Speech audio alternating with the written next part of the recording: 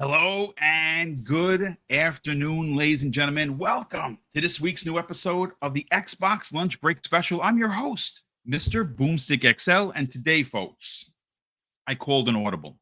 I had built the show over the weekend, as I normally do. I usually work on Mondays and Tuesdays, show on Saturday, and I had everything set up to go. And then, of course, Mav, a very good friend of the community, great friend of mine personally, put out a Mavcast. It is his one on versus community, well, not versus one. Basically, he's in front of a mic and he does his thing for 2 or 3 hours. I'm going to be honest with you. I don't know how he does it because after 90 minutes, and I've tried an hour, I'm nearly dead. So he has a lot more skills than I do, but I love the work that he does. Now, why is Destin Legarie on the screen? Well, Destin, as you know, I'm a big fan of. Okay. I've said this privately, I've said it publicly. I even said it to Destin on Friday when he dropped this video, which I'm going to read to you what I wrote. Now, I'm a fan of his work. I know that I will say this. I disagree with almost everything that he said in this video, but not where I'm going to make it personal. Destin is he's entitled to his opinion. I don't want any name calling. I don't want any torches and pitchforks here, folks.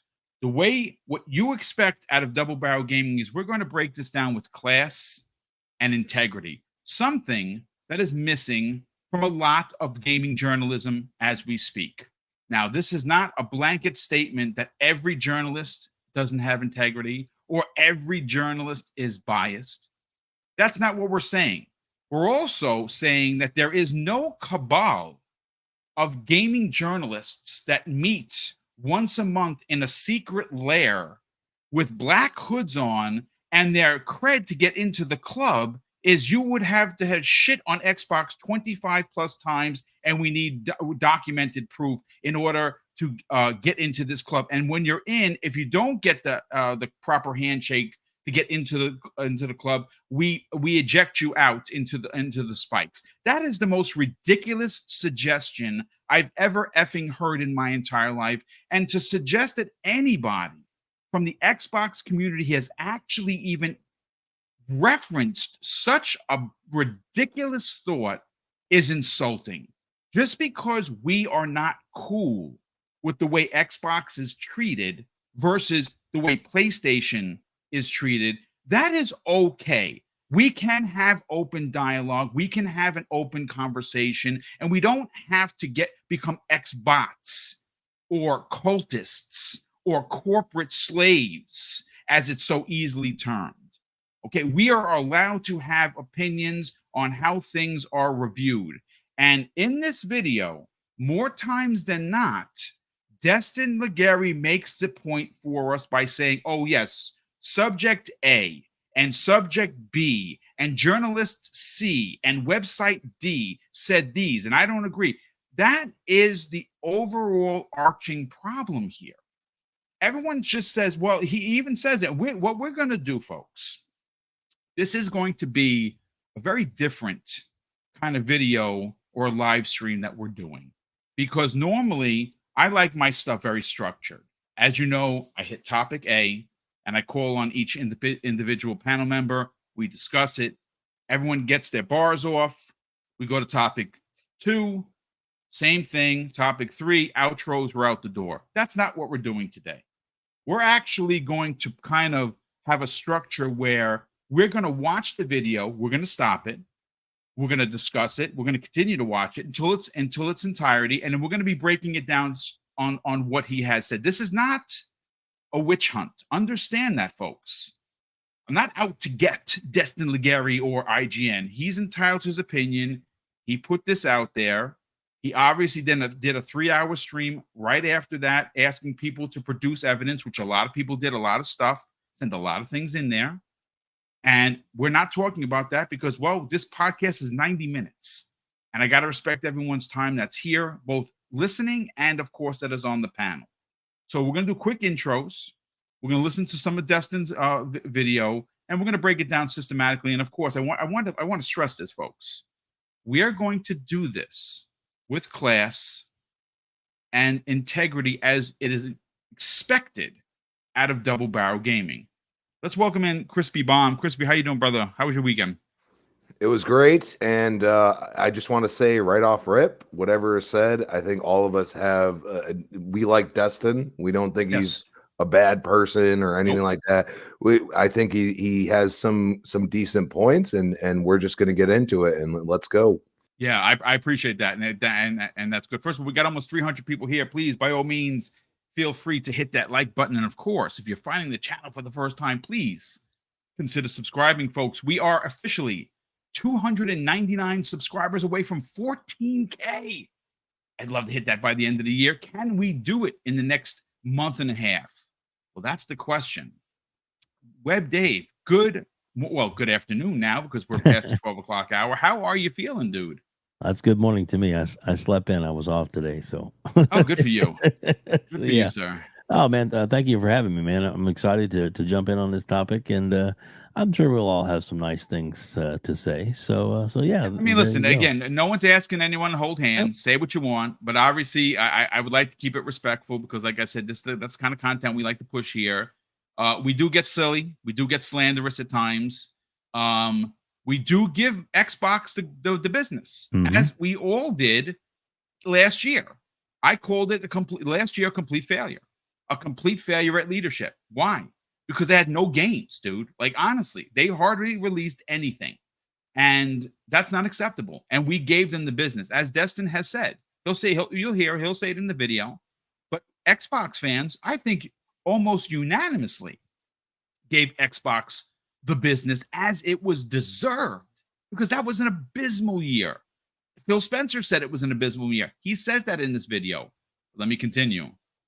Crazy Lou Gaming, I love once again, you're in the shower. You're showing us your daily life. That was beautiful. Brushing your teeth, drinking your coffee, watching the Destin Legarie video. How you feeling? Oh man, I'm feeling great, Boom. I'm feeling great. I'm feeling awesome. And boom, I found a new love in my life. I mean, aren't you following the trend, man? What's that? I found a new love in my life. Aren't you following the trend? What trend is that, sir? Oh, love thy PlayStation, man. I mean, look at this baby. I mean, I love this baby so Good for you. much. Yeah. Yes. Now you're gonna get more subs for that, by the way. Oh my God, such a gorgeous thing, man. I just can't wait to get into this, man, and talk about what's going on. You know what you should do if you really want subs? You should take the Crazy Lou Gaming completely out of everything that you do on your channel and simply just insert a PlayStation 5. You 100,000 subscribers. That's right. You see, the baby likes that idea, man. She's so gorgeous. I mean, look at that body. Look at that body. I mean, she's beautiful. I love her. Oh, so beautiful. Let's get the show on the road, Boom. Let's get the show on the road. Last to know, at least, the best bald head in the business. There he is, Fuzzy Belvedere. Fuzzy, I can't wait to hear what you have to say regarding the video. How you feeling? I'm feeling great. Glad to be here with you guys. And man, there were some uncomfortable moments for Destin in this video. Whenever IGN is brought up, so we'll definitely get into it. But man, this is a topic that I think people have kind of tried to dismiss it as just craziness when there's obvious examples of bias that we'll definitely talk about. So let's do this.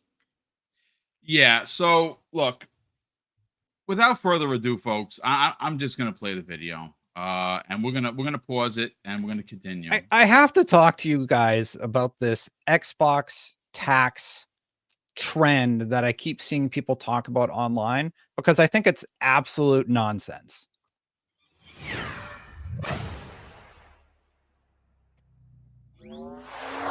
So first of all, I have seen a lot of people talking about the Xbox tax, and they're usually relating it to Xbox not getting a Game of the Year nomination. Many people felt that Starfield should have gotten an Xbox Game of the Year nomination. But you know what? That game was contentious. No matter how you look at it, that game either scored incredibly well or it was sort of middling. So I'm going to stop right there on the first one, because he used the word contentious for Starfield. And I find that to be almost as far from the truth as possible. Correct. Starfield is a game of the generation. And I'm going to tell you this right now, folks, and no one is moving me off this stone. Okay. If PlayStation would have gotten their way, and this game would have been a PlayStation 5 exclusive like Jim Ryan and SIE wanted to have it. This was slated to launch only on PlayStation because that's what PlayStation does. I don't fault their business model. They're here to make money. They're here to win, as they have been winning for years. They dominated the last generation, and they are, in fact, dominating this generation when you talk about sales. That is a fact. There is no sugarcoating it. Xbox needed to get better, and they did. And how do companies like Microsoft get better? They buy other people. But I am here to tell you that if Starfield would have launched as a PlayStation 5 exclusive, in my heart of hearts, folks, this would have been given a game of the knob for almost every category that it missed on. I am telling you, as a matter of fact, I'll take it even further, Dave. This game would have been scored by IGN without a doubt a 10. Not a 7, a 10. Listen, this is exactly what we are talking about. We've heard many times, more often than not, that Microsoft, because of what they did in prior releases, has unfortunately positioned themselves to have to be better than the other guys to get the even fair stake. Mm-hmm. That is a fact. That is not a suggestion, folks. We've heard people actually say they have to be better. They must be above board because of what they did in their prior games. Listen, there was a first-party problem. And I say was because, yes, 2021 was a great breakout year for them. 2022, a complete, absolute pancake, fall on your face embarrassment. And here we are in 2020 and 2023, and, well, they're back to their form of 2021 because they released a lot of games. And one of the things, Dave, and panel, please interject if you will, I keep hearing that their whole year is based on the fact that, well, Redfall exists and it failed. Yes, it failed. It was one of the first games out of the door outside of Hi-Fi Rush. Hi-Fi Rush, super, super positive. But it's bonkers to me that we keep hearing, well, Redfall. Yes, Redfall. It failed. It failed miserably. And they still continue to support it. Guys, jump in. Anybody want to jump in? I'll say this with Destin's point, talking about the he said it was either great or mid, but he doesn't say anything about bad. So the reason the mids were there were the guy from IGN, the guy that reviewed it, said a year earlier, if Starfield is an exclusive to Xbox, there'll be a price to pay. He reviewed it. He gave it a 7. I actually have exactly his exact words, because I went back and forth with Dan Stapleton and again, let me do this live on the air, folks. Okay. I misquoted him. It wasn't because I was trying to pin him into a corner. I failed, and I apologize publicly for it, because the way he wrote it was, I said the word industry ramifications, right? I did I misquoted him wrongly. I fixed it, and of course apologized for that, even though he said I didn't apologize. What's the correct quote then? The direct quote was that there will be anger and backlash if ultimately these games, meaning Starfield and Elder Scrolls 6, become Microsoft or Xbox exclusives. What I said there would be industry ramifications. And of course, if you're going to quote someone, folks, journalism 101, because Dan Stapleton made sure to let me know about that. Yep. Even though I'm not a journalist, but I will admit that I was wrong, like I said here. And for that, I am sorry. Okay. You don't have anything else to apologize for, dude. You've done your part, and screw him.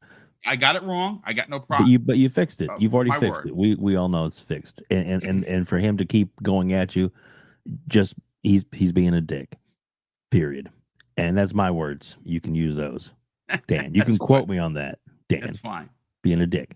So anyway, but the thing is that he did show his own bias. Now people are going to come out and say, yeah, but that's just his opinion.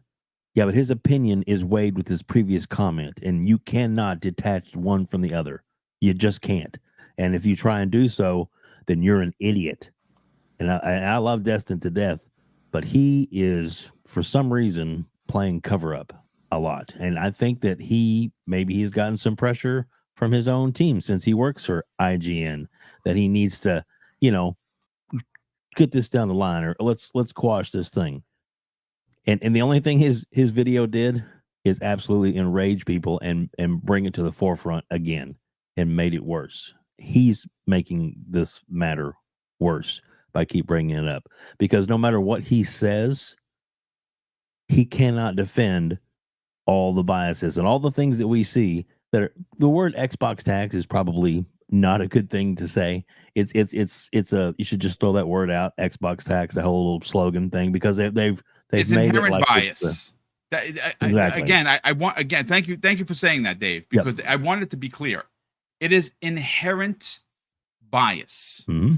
That's what it is. The fact that we're trying to, and I say we, I'm talking about us on the panel. I'm talking about the people in the chat here. What I'm saying is that the people speaking out against the quote unquote tax are somehow trying to separate it from the inherent bias. Folks, it's the same effing thing. Inherent bias, Xbox tax. I would preferably not like to call it the Xbox tax. I want to talk again. You want to be real? Let's call it like it is. Let's call it for what it is in front of us. It is an inherent Xbox bias.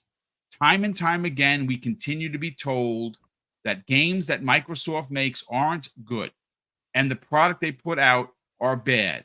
And we've seen more times than not that when Xbox does something, regardless of whether that's your streaming service, that's bad. It's bad for the industry. It's bad for developers. Sony does it. It's great for everyone. Great for gamers, for the payers. We've seen more articles on just those two subjects going in the opposite direction, and we continue to see it. That is the inherent bias. The root cause, in my opinion, and this is my opinion, and you can quote me on this, is that it's all about the money in the long run. Right now, the market leader is PlayStation, and sites and news sources and different entities, it pays them more to build up the PlayStation, because that's where a lot of their money is being made because of the market share. And if it wasn't that way, if it was more balanced, you would see less stories like that. And I have a feeling in the next few years, you're going to see a shift. And it's just the way it's going to be. And maybe someday we'll be back to this going, you remember when there was this Xbox tax and now they're calling a PlayStation tax? What are you talking about? I'm just kidding. He actually mentions the PlayStation tax in the video. We'll continue. Anybody want to jump in with one on us? Because Crispy B Martin 001, who's been a channel member for 7 months, says we came here for the crispy truth. Well, I'm gonna be straight with everybody. I think it's revenue. I think that because of the world we live in at this point, hate has sold people on clicking on an article. Yes. I think the Xbox community is more genuine and have, either like ourselves fought really hard for the things we love about Xbox, or some people that are coming in and seeing, all of the things that came out of the ABK deal, the amount of egregious things that PlayStation is willing to do to make money has made them say, I don't want to be involved in that. And I think when the media constantly takes things out of context or exasperates, logical thinking and saying like, why aren't you calling out that you charge $40 more for your service that doesn't have day and date games? You are charging more for your highest tier that doesn't have day and date games when I can get Game Pass for less and it has day and date games. Yeah. These are the type of things that we as gamers, especially, there's some of you that like you have no clue. We have seen a lot in gaming. And for Dan to act like he's not one of the biggest people in the conglomerate of IGN that has been around for a long time and has survived, which I give them credit for. And also just sits there, well, I'm just a gamer. You're not. Your words actually have meaning. It's just like what Destin has done here. You see the bias or you see the hand holding. And I think that's where we're kind of calling BS. And I think that's where Destin, you lost your subs for a reason, because at the end of the day, you're talking to people that are regular people, and you get to sub to Game Pass for a certain amount and get all the games they come out with. Yeah, there's like little extras here and there, and they make revenue at the back end, but you still can play the base game on Game Pass and choose which route you're going to take. And we like choice. We like feeling like we have power. You understand what I'm saying? Like, yeah. We feel like Microsoft allows us to have power. And at the same time, like, I see them like, when they call out something, it is like some devilish act from Xbox when Sony did it a month before or 2 months before and did a far worse thing. As far as when I'm a consumer, my wallet matters. I'm sorry. That's my truth. And that's what I'm sticking to. And ultimately that's it. You as a consumer, it matters to you because you're paying. And I got to give a shout out because there's a couple of shout outs I got to do. First of all, 3-Bit, who's in the chat. 3-Bit, I'm gonna read his post. This is, now mind you, this is a developer. He's a games developer. He's in the industry. He's a former developer of the new Fable being made. Put out an amazing tweet that speaks complete truth. But I also want to shout out Nerd Propellant, because he actually sent me something that was pretty interesting. And I only had a chance to read some of it, but I want to break down his points, because according to Nerd Propellant, the two links that he sent me were for research that was done regarding pro and negative pro and negative reviews and how that actually determines social dynamics. Listen to what he has to say. He says the point of the links that he sent me: research shows that social dynamics directly alter how people perceive quality in games and in videos, including vids about games. i.e., if people play a game in a social environment where everyone hates the game, they don't feel comfortable internalizing elements of the game they enjoyed, and they tend only to recall the stuff that they didn't like. So again, this is going deep, and that's something that we're not really going to do. But I want to give him credit because he did in fact take the time to reach out to me and drop that in here. So what I want to do is I want to continue with the video with Destin, and I will read 3-Bit's point when we get to it. But here we go, folks. Here's the continuation of the video. So the fact that it didn't get nominated doesn't mean that it's a bad game. It doesn't mean anything. It just means that it was a bit of a contentious title and it didn't get nominated for Game of the Year. There are several games that are multi-platform that did get nominated for Game of the Year that are also released on Xbox. Off the top of my head, Alan Wake is one of them. This means that but the thing that really bothers me is that people keep talking about how the media is too hard on Xbox or Xbox doesn't get a fair shake. And yet channels like mine exist where I genuinely praise Xbox. I criticize a lot of PlayStation's practices. And I find this whole conversation about an Xbox tax quite bizarre. So, okay. What I want to talk about is one of the things that bothered me. There were actually two things that bothered me about the video. He's very dismissive, even though he does bring in points that are used in this video that contradict what he's saying regarding the inherent bias. But for me, as someone that is very, look, when I do these shows, ladies and gentlemen, they're not structured. I used to write scripts. When I first started, I thought I needed it, right? But I don't need scripts. I shoot from the hip. I talk very, very. I don't, and that's the other thing. As an audience, I don't talk through you. I talk to you, and that's to me, that's a really big thing. All right, I'm not trying to talk through you. Your opinions matter. When you drop super chats and comments in here, when I can read it, I will shout you out both negatively and positively, and we'll have a conversation. The thing that he said, the one word that he said, and I think I counted it 9 times. All right, I've watched the video now. This is now my 3rd time watching it. He doesn't specifically say, but his point of what he's trying to say is overall the word insane. I did not like that about this video, because what he's suggesting and what you should not do to your audience is suggest that we are crazy in any way, shape, or form simply because we have seen this inherent bias.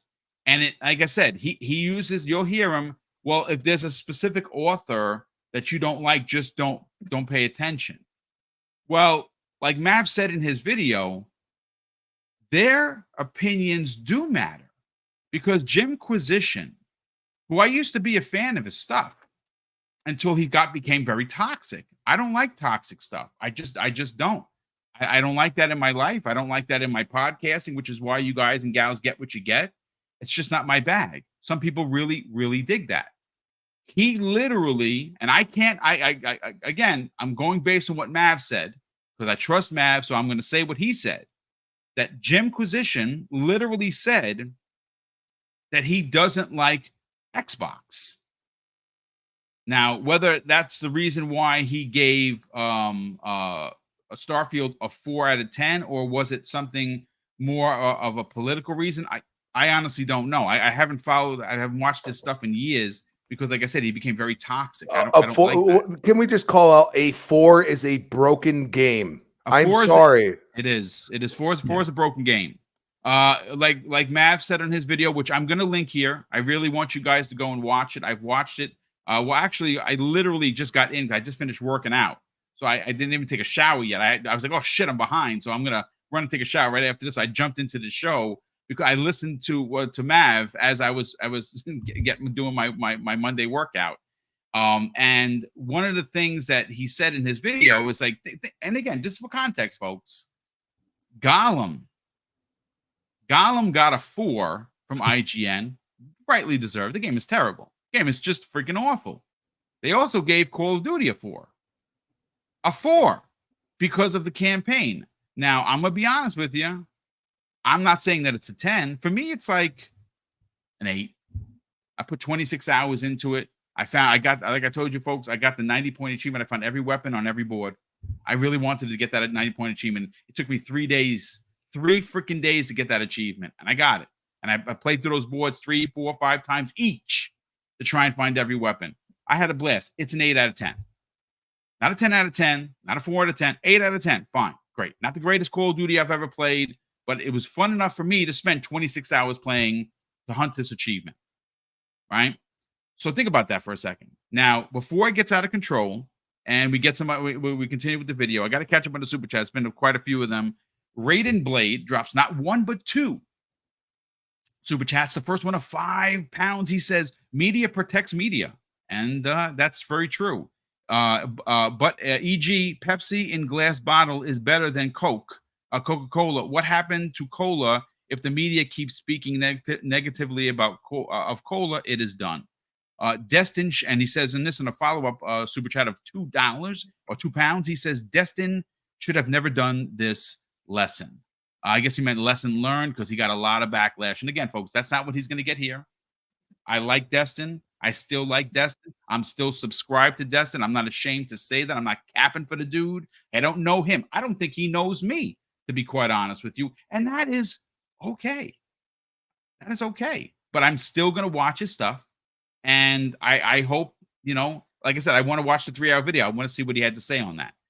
Silver Afro, a very good friend of the program, drops an outstanding $7.50 super chat and says gaming media is behaving like a Vatican, holier than thou, trying to impose their rules and bias on all without argument. I mean, look, that's a great quote. I think what you'll notice in this video is the dismissiveness of how there is an inherent bias against Xbox and how they need to be better. And listen, he says that, oh, well, you guys have to ask for Xbox to be better. I don't think there is an Xbox fan that shows up to these shows that have not asked for Xbox to be better. And they have been better, and they continue to be better, and they continue to consolidate the industry by buying up talent. That is what Sony did all those years ago. They didn't birth Insomniac Games, right? They didn't birth Naughty Dog. They worked with them. They liked the way that they worked, and they purchased them. The same way they've made acquisitions of, let's say, Bungie. Right? I mean, listen, consolidation is a thing. You don't have to like it, but you have to give credit where credit is due. And Xbox, from the last gen to this gen, is a different animal. It is a different conversation. Maybe not every game that they come out with is for you. I hear that. Not every game is for every gamer. Shirt coming soon, but we have to call it like it is. Anybody want to jump in? Crazy Lou, you had a pretty good comment before earlier that I'd like you to reiterate on. Oh man, Mr. Boomstick, I'm trying to hold off a little bit because you know what? I've been talking about this for a while, and man, I got some heat. Much heat about this because I gotta call it how it is, man. I gotta say it how it is. Listen. Go ahead, go for it. It's a conversational podcast, brother. All right, thank you, sir. Thank you so much for that. Let's start off real quick, right? Let's go to IGN, right? One of the best reviewers out there. Yes, IGN, you are the best. Yes. Yeah, right. So let's talk about really quick on the whole PS5 controller DualSense Edge, right? That controller came out, and I'll be honest with you, as a video game fan, right? I saw it. I was like, oh my God, I want this baby. I want to go out there and buy this baby because, man, I hope the battery lasts longer than the regular controller. This controller comes out. I see IGN give it a 9. And so I said, okay, let me search. Let me see what's going on with this controller. Then I found out that that damn controller had battery issues. What battery issues did it have? It lasts 5 hours to 10 hours. How in the blue hell am I going to review a controller that practically cannot use because why? The battery drains out too fast. And they gave the Xbox Elite 2 controller a 7. And you know how long that battery lasts, right? It lasts freaking 40 hours. I mean, I don't even remember when was the last time I charged my controller and I played 4 hours a day, 4 to 5 hours a day. I played. I don't remember the last time I charged it. Seriously. Yeah. I mean, that's how long it lasts. And so you want me to go out there and say, okay, let me trust you reviewers. Let me go ahead and trust what you guys say. Let's see what's going on. And it's so sad that the media keeps on dropping on Xbox. They keep on throwing it on the ground. They keep kicking it like it's nothing. It's sad that they keep on doing that. Really freaking sad. And so, you know what I did? I did a little bit of research over there on Metacritic and said, you know what? Let me just do a little quick research and see how many people review PlayStation games compared to Xbox games, right? So I grabbed the titles that came out this year, right? All right. Forspoken, has 131 reviews, critic reviews. Yet Hi-Fi Rush has 63. 63 reviews. So there's no bias. There's no Xbox tax. Really? Let me continue on. Final Fantasy 16, 148 critic reviews. Redfall, 75 critic reviews. Huh? Spider-Man 2, 149. This was PlayStation's biggest game this year. 149 critics reviews versus the Xbox biggest game out there, which was Starfield, and got 90 critic reviews. So you're telling me that the media isn't against Xbox? Destin, you're trying to tell me by coming out on this video saying what you said, that there isn't any Xbox tax? Man, buddy, I'm telling you, you gotta open those eyes wider. I don't know. You need something. Open your eyes wider. Open those ears, man. Go sit down on Twitter. Read what people are saying, man. I'm telling you, there is something going on. That we recognize it. That we see it. Yes, we're starting to see it. We are the ones who are opening the eyes. And what do we want? We want Xbox to be on the same respected level as PlayStation. That's what we want. That's what we're asking. We want the same respect. And we're not talking about as Xbox fans. No. We're not talking, because that's the thing, though. People might say, oh, this guy's an Xbox fan. Look, and all this stuff. That's what people say. No, I'm saying, but I'm trying to tell you all, call it down the middle, damn it. Call it in the middle. Stop picking freaking sides. I mean, seriously, the guy who was the one who reviewed Starfield? Dan, right? Dan Stapleton. Yeah. So Dan Stapleton came up with a tweet a year earlier saying that if it's going to be exclusive, it's going to be fire, and if it's not going to be a PlayStation, let me read the tweet verbatim. Yeah. All right. I the last thing I want is more acquisitions accusations, I should say, that I'm out to hurt Dan in any way. It's not like that. He says this. And this is regarding Phil Spencer on whether Microsoft needs to bring future Bethesda games to PlayStation 5. Okay, this was an IGN article. And Dan Stapleton, this was 10/16/2020. And he says this: if Microsoft planned to release games like Starfield and Elder Scrolls 6 on PlayStation 5, Phil would have said so already. And he wrote, and I will read it verbatim. There, and he put 2 stars between the word will be anger and backlash when they're formerly Microsoft exclusives. So I think he's just avoiding the negativity until after the Xbox Series X launches. So here's the thing. Now, he defended this, and he said, well, PlayStation players. But that's not what he said here. He said, and I quote, there will be anger and backlash when they're formerly at Microsoft exclusives. Now, you can call me a tinfoil and hat person, what I'm about to say, but I don't think so. I think that I have, and I'm going to get Fuzzy's hot take in a second. By saying that is suggesting that includes the industry, because that doesn't say fans of PlayStation. Nowhere in there does he mention fans of PlayStation. That says there will be anger and backlash. From who? From you, Dan Stapleton, or from IGN as a whole, or Metro, or PlayStation players? Because that could be taken any way you want. The way I see it is that there's going to be overall backlash and anger, and if that sentiment is true, this is why you have the inherent bias that currently exists. And I've said this before, I will say it again.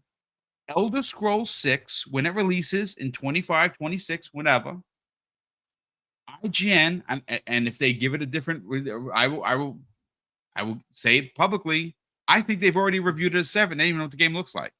That game's going to get a 7 because you can't play that game anywhere except on PC and Xbox. You will not be able to play that on your PlayStation 5 or your Nintendo Switch 2. That is so sad. That is so sad. And you know what, Mr. BoomStick, after you read that tweet, it literally sounds like it came from his heart, like it came from his gut. Yeah. What he quoted right there, I mean, literally, it came from him. And if here's my issue, right? You're a video game reviewer. You work for IGN. You're one of those big guys, right? Okay, one of those big guys out there, right? Why in the hell would you say that? Because, hey, whatever you post out here is gonna come back and bite you in the ass, and that's what it did. It came back and bit you in the ass. I'm sorry, but it did. Wow. Because after you quoted that, and you're saying, "Oh, it's for PlayStation players." What? But it wasn't on that tweet. It was not on that tweet. No, so it was not. so seriously, that came from the heart, buddy. So what is it telling me right there? That there is something going on, and you know what, Mr. Bloom said, we're not gonna shut up about it. We're gonna keep on going out there. We're gonna keep on calling this bullshit because that's what it is, bullshit. I mean, there's all the word that we can't say it. It's bullshit, and I have to say it. It's sad but true. It's the truth of the truth. Listen, Fuzzy, I want to bring you in on a hot second, but I want to shout out first of all Johnny Ravioli, who's always here. So Johnny, thank you so much for being here. He said it would be great if the panel had at least one person with a different opinion. In regards to what, dude? Like I mean, listen, I don't know what your preference is, but we are here talking about the inherent bias that does exist. What are we supposed to do? Are we supposed to pretend that it doesn't for your entertainment? I'm not dumping on you, dude, or dunking on you. I'm just saying that you're asking for a different opinion on a subject. We're not a bunch of yes men here. I think everyone has a different opinion and has said the only one we haven't heard from is Fuzzy. We're going to hear now, but I think it's pretty well known based on the backlash that Destin got from this video, which he's not getting here on this show. We're not attacking him. We're not calling him a fraud. We're not saying that he's towing the line for the company. I don't have to say that. If you guys want to say that, you go ahead. I like Destin. I don't agree with him on this video. I just do not. And we know something? That is absolutely okay. TSWS Gaming, of course, that is Ham Solo and Company. He says it's only big gaming news for Xbox if it's in a bad light. No praise. And he's not wrong. So let's continue this the Destin video. And again, folks, this is unusual. Are there a few outlets who have gotten it wrong or have been rather unnecessarily scathing towards Xbox? Yeah, and it's weird when it happens. The PC gamer thing I'll talk about in a little bit was a little surprising to say the least. But just keep an eye out for things from that author if you don't think if you don't want to align with what they think. Like I never understand why people get so upset about like what somebody thinks online when you could just read somebody else. Like if you like Starfield, go check out Paul Tassi's stuff. I've had him on the show many times. Paul Tassi adores Starfield. But you know who else talks about Xbox's shortcomings?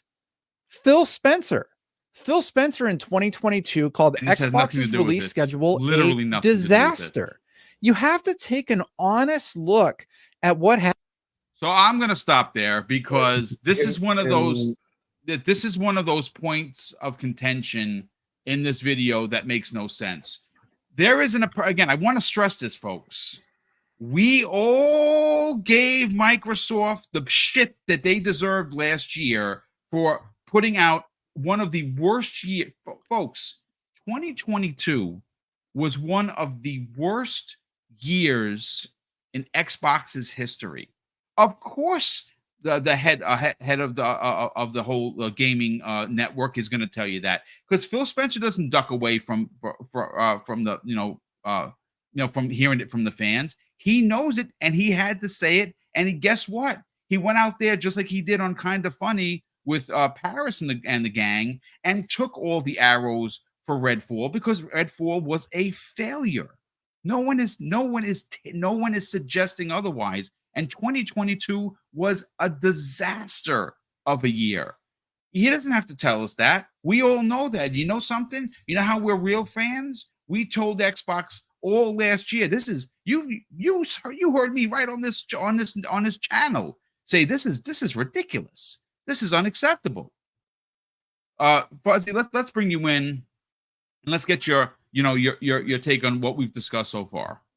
Well, I'm gonna frame this in the sense from me going from PS3 to PS4, and then from PS4 eventually getting an Xbox One. And I thought it was weird in the beginning of the generation when they went with the whole 900p versus 1080p, which I totally understand. Good on them. And I think Destin even gets into it later about how that helped or supposedly helped, Xbox bring out the Xbox One X and the Xbox Series X, which, okay, if you want to kind of take that as taking credit for that, that's fine. My issue where the bias kind of stands is that they never revisited that with the PS4 Pro versus the Xbox One X. Like the only real mention that they ever brought to light after that fact was about Red Dead Redemption. It wasn't even them to be the first ones to do it. It was actually Digital Foundry. So after Digital Foundry said it, and then everybody went with that tagline, then they kind of joined in. It was like, oh well, I guess we can't like ignore this kind of thing. So it seems like you want to poke fun at Xbox to improve on them, and that's great. But then when they improve, you don't poke fun at the other guy for them to improve again. Like if I'm in the gaming media, I'm going to poke fun at both of them equally, so they keep on trying to leapfrog each other as they go down the road. But that's nor here nor there. I thought the whole 900p versus 1080p was kind of funny in the sense that I had a PS3, played Grand Theft Auto 5. It didn't have some of the graphical detail that the 360 had. Fast forward to the PS4 coming out, I get it on the PS4. I eventually get an Xbox One. I'm part of the problem. Yes, I know. I got Grand Theft Auto 5 on my Xbox, and wouldn't you know, even though it's lower res and there's less blades of grass, there's more of the actual NPCs, more cars on the road, even if it's only like 2 to 3 more. But there were more cars, there were more people walking around, even at a distance. When you're in your apartment looking through the telescope or whatever, you would have more NPCs and AI. And it was the same thing even with Assassin's Creed, not Black Flag, but Unity. It was like there were more NPCs in the world, even if it was only a handful more than it was on the PS4. So would I rather have more NPCs, or would I rather have, 180, more, pixels? I don't know. I think I'd rather have more NPCs. But outside of that, the main thing I posed to Destin about the bias is like one of his own colleagues. And this is why I mentioned earlier that it was like he gets kind of uncomfortable when all of the examples are constantly his employer. And I know I'm pretty sure he wants to keep his job. Yes, he has his own channel. Yes, he can probably stand on his own without them. But I'm pretty sure he likes getting a paycheck from them. So he's not going to badmouth them, whether he sees obvious or blatant issues or not. He's not going to do that if it wouldn't be a common sense thing. So my issue was with Ryan McCafferty, and I'm pretty sure everybody knows where I'm going with this. Yeah, Xbox gets the exclusive for 1 year for Tomb Raider or the Rise of the Tomb Raider. I think it was the Rise of Tomb Raider. And he was like, nobody wins, but Xbox marketing and fanboys. It's like, okay. Fast forward a couple of years later, PlayStation gets Final Fantasy VII. Well, I don't want to hear from fanboys about how this is bad for the industry. You're the idiot that said it the first time that it was bad for everyone except for Microsoft and fanboys. But now you don't want to hear from those same fanboys when they say, well, same energy. How is this a good thing for PlayStation as opposed to Xbox? And he even said in that same tweet that it's like, well, if Xbox, brought out an exclusive like this, everybody would be standing up. Yeah. But you weren't, and you called it out for the other game, but now it's okay. Like, I understand maybe advertising. as the kids like to say, keep the same energy, right? Yeah. That's what the kids like to say. But it boggles my mind. Like it's quite apparent that IGN is all about the revenue from either ad dollars, clicks, engagement, and things along those lines. Just like you can say a bad article about Xbox and get the attention of Xbox gamers countering that argument or that post, and PlayStation guys celebrating it, it works the other way. And it's almost like they never do the bad stories about PlayStation unless it's like the actual building is on fire. And we're like, oh, we see some smoke. Maybe things aren't so good right now. That's the approach they always take. Like they want to talk about AAA or AA batteries in a controller in 2022. That was like an article that they posted like 3 times in one day. It's like, well, how about this? Let me add some context to you. I think I was specifically talking about IGN, right? Mm-hmm. So you want to talk about inciting a riot. How many times this year did we learn from IGN that Elder Scrolls 6 is going to be exclusive? How many tweets? I think I counted 22 of them. Yeah. From GameSpot, where we gave Starfield a 7. Like, okay, yeah, I hear you after the second time you didn't like the game. I get it, right? Right. Metro. I have to bring this up, and you've heard me say this before. We can't give Hi-Fi Rush a better score because Microsoft has not had a good cadence for first party. Like Metro's that article, trash rag or whatever you want to call it. I don't know how Metacritic keeps them part of the equation. Like, honestly, considering a lot of their against the grain kind of publications, I don't know why they're so even weighted at all in Metacritic. Like, at that point, why are they a part of the Game Awards? If yeah, it's like it to me. And again, it is what it is, folks. The Game Awards, the nominations are the nominations. You know what? I'm not losing sleep over a Starfield not getting the Game of the Year. It doesn't matter to me. I'm just saying that if we're being real, right? If we're being real, it's like taking the New York Times, the New York Post, and the New York Daily News, and including the Inquirer as reading for New Yorkers. Boom. As you have to read this if you live in New York. Boom, can I say something real quick? Please. Since you mentioned GameSpot, don't you remember when IGN came up with the Starfield review in the 7, all the heat they got? Didn't we see GameSpot post a tweet say, "Hey, we gave it a 7 also"? Didn't you see that? I mean, that was they wanted also to get that same damn heat. They wanted the heat. They just wanted to butter the bread, bro. They just wanted to butter the bread. That's it. I think ultimately the one thing I will take away from everything that we're going to continue to talk about, because remember, we still have about 40 minutes left of the show, is the fact that this is a business. I'm not a boob. I understand that this is all about clicks. We've seen when clicks are down for a particular website, they will do, and this is my point to Destin. Let me see if I have it here, because I want to read to you my response to this. Let me see if I could find it. Did I send it to myself? I'm pretty sure that I did, because I want to read it verbatim.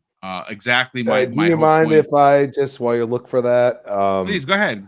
I just want to say the problem I have with this video so far is that he brought up the author, and like if the author is not worth your time, you have to click on it to find out who the author is generally, unless you follow that person, and that's the problem, because then you've gotten that click for IGN. You're actually shilling for IGN in your own way, and you don't even probably realize it. And that's where I say, Destin, like, dude, like, back off from the, like, hey, like, is Dan Stapleton doing this review? Is this and that? That's basically what you're saying. And it doesn't make any sense, because you're still getting the click, because you're not going to see the author until you click on it. Huh. Yeah, Interesting. Look, like I said, his opinion doesn't make him a bad guy. I like Destin's stuff. Like I said, we're not attacking him. I'm not even going to bother with it. What I want to do is continue this. And Fuzzy, anything else you want to add before I start continue this video? No, I'm pretty sure I'll chime in a little bit later. But okay, yeah, it's just happened a with double Xbox, standard. starting with the launch of the Xbox Series X and forward. And if you want to go back even further, you can take a look at the original Xbox One and see what happened with that launch. It was contentious. We all know that console launched and it had just the worst PR it could possibly have, talking about putting DRM into their games. The CEO at the time, I'm blanking on his name for some reason, but anyway, he said stuff like buying Xbox 360, which just isn't smart to do when you're talking directly to your consumers. And it's just been sort of a bizarre reaction that I've seen online to this Xbox tax. Look, I love Xbox, but you can love a product and recognize its shortcomings. I love a 100%. lot of PlayStation games also, but I don't like a lot of the corporate strategies that are implemented that Okay. cost the I'm player gonna more stop. money. And Yeah. I So I'm going to stop right there because he brings up a great point. And I think, first of all, shout out to Silver Afro because I read his super chat wrong. I don't know why I got the word wrong. He had said gaming media is behaving like the Vatican, holier than thou, trying to impose their rules and bias on all without argument. So I thank you for the super chat, and I'll get to the other super chats in a second. You see, what he is saying, what it was about to say is, like your brand, when your brand or like your football team does not as a fan does something you don't like, you call them out. I'm a Steeler fan, and I've been calling out on Twitter for weeks. Fire Matt Canada, right? Worst offensive coordinator in the freaking history of offensive coordinators, probably the worst in franchise history. What did they do last week? They fired him, right? They put someone in that was already on the coaching staff, and they're starting to look for some big name, OCs out there. What do? They put up 400 plus yards of offense. They got rid of the problem. I called him out as a fan. I said, Coach Tomlin, this is not good. I called him out, right? So as fans of Xbox, we call him out. We don't see that same energy from the PlayStation fans. You find excuses, and you find, buts and because, and look the other way, and the banana in the tailpipe. That's what you find. My man. Right? This is what you find from PlayStation fans. Very rarely do you see one of their major representation or representatives in podcasting come out. Like, perfect example. When was the last time you saw Colin Moriarty go and say, "What the F is happening at PlayStation? They're losing people in major positions. They have one first-party game out this year. It's Spider-Man. Yes, it's an 8.5 out of 10. Yes, I'm enjoying it. And yes, I have the plates on my PlayStation 5 along with the special edition controller because I'm in the bag, right? I've told you guys and gals that. So I'm not making excuses for enjoying Spider-Man. I'm having a blast with it. But that does not excuse PlayStation from coming out with one first-party game this year. And guess what? Next year, all we know is that we'll be getting Horizon Zero Dawn on PC and The Last of Us 2 Remake. And their fans should be calling them out. But you know who's also not calling out out PlayStation? The gaming media. Where is the gaming media articles, ladies and gentlemen, to go out there and with a pointed pen let us know why they have failed their fans this year? They have raised prices on the console, even though it was made cheaper. They have raised prices on their service without day and date. They have consistently raked players over the coals. And there has been no outrage from this is what we're talking about. Where is the exact coverage for PlayStation that you see on a daily basis for anti-Xbox news? You know why that is? There's two reasons. One, anti-Xbox posts make money. If you have something negative to say about Xbox, throw it out there on the internet, and guess what? People are going to click on that article, and people are going to do exactly what you expect them to do. And you know the other reason why? Places like PC Gamer or PC Mag, as they're now known, and GameSpot and IGN, they're funded heavily by PlayStation. They are funded some upwards of 40+% of ad rev for their for these businesses. You think they're going to go out of their way to dump on PlayStation when every time you go to IGN you get a PlayStation ad? Of course not. They're not going to do that. Let's not be stupid. Let me just let me continue this. We're never going to get through that's this video. a big reason why I'm seen as an Xbox fanboy, because I'm very critical about the corporate strategies. But if you look at the content that I produce about the games, it's glowing for PlayStation. Xbox has had a lot of problems in the games Yes, category. they have. Halo Infinite needed to be delayed to launch in the state that it launched. I stand by that. I love the Halo Infinite campaign, but multiplayer took a long time to hit its stride. Starfield was delayed a year. Had it come out in 2022 when it was supposed to, there is a chance that it would have been nominated for Game of the Year. Granted, Elden Ring also came out that year, so I think we can all agree that Elden Ring likely would have taken it. But let's talk about a few of these posts that I've seen, because I just find it fascinating that people who I like and respect, like Post Up here, are talking about this Xbox tax. Modern Warzone tweeted, Modern Warfare 3 is the best COD multiplayer we've had in years, but somehow is also the worst reviewed Call of Duty game of all time. I don't understand it, especially when you compare scores to some of the other games like Vanguard. Do you think these reviews are deserved? And he also talks about Doug Dagnabbit, who says, genuinely don't understand Call of Duty getting its worst reviews of all time with Modern Warfare 3, especially not the multiplayer. Now, he's correlating the fact that Xbox just closed on the Activision Blizzard deal with it getting poor review scores. That is insane to me. You think that journalists are playing Call of Duty thinking, well, Xbox owns this now, I have to give it a bad score. Like, that's the narrative that people are trying to say is causing the Xbox tax. Okay, so by all means, jump in, anybody, because like I said, I mean, let's be honest here. You know, Xbox, they're a part of Microsoft, and I think people have a problem in realizing that Microsoft has changed.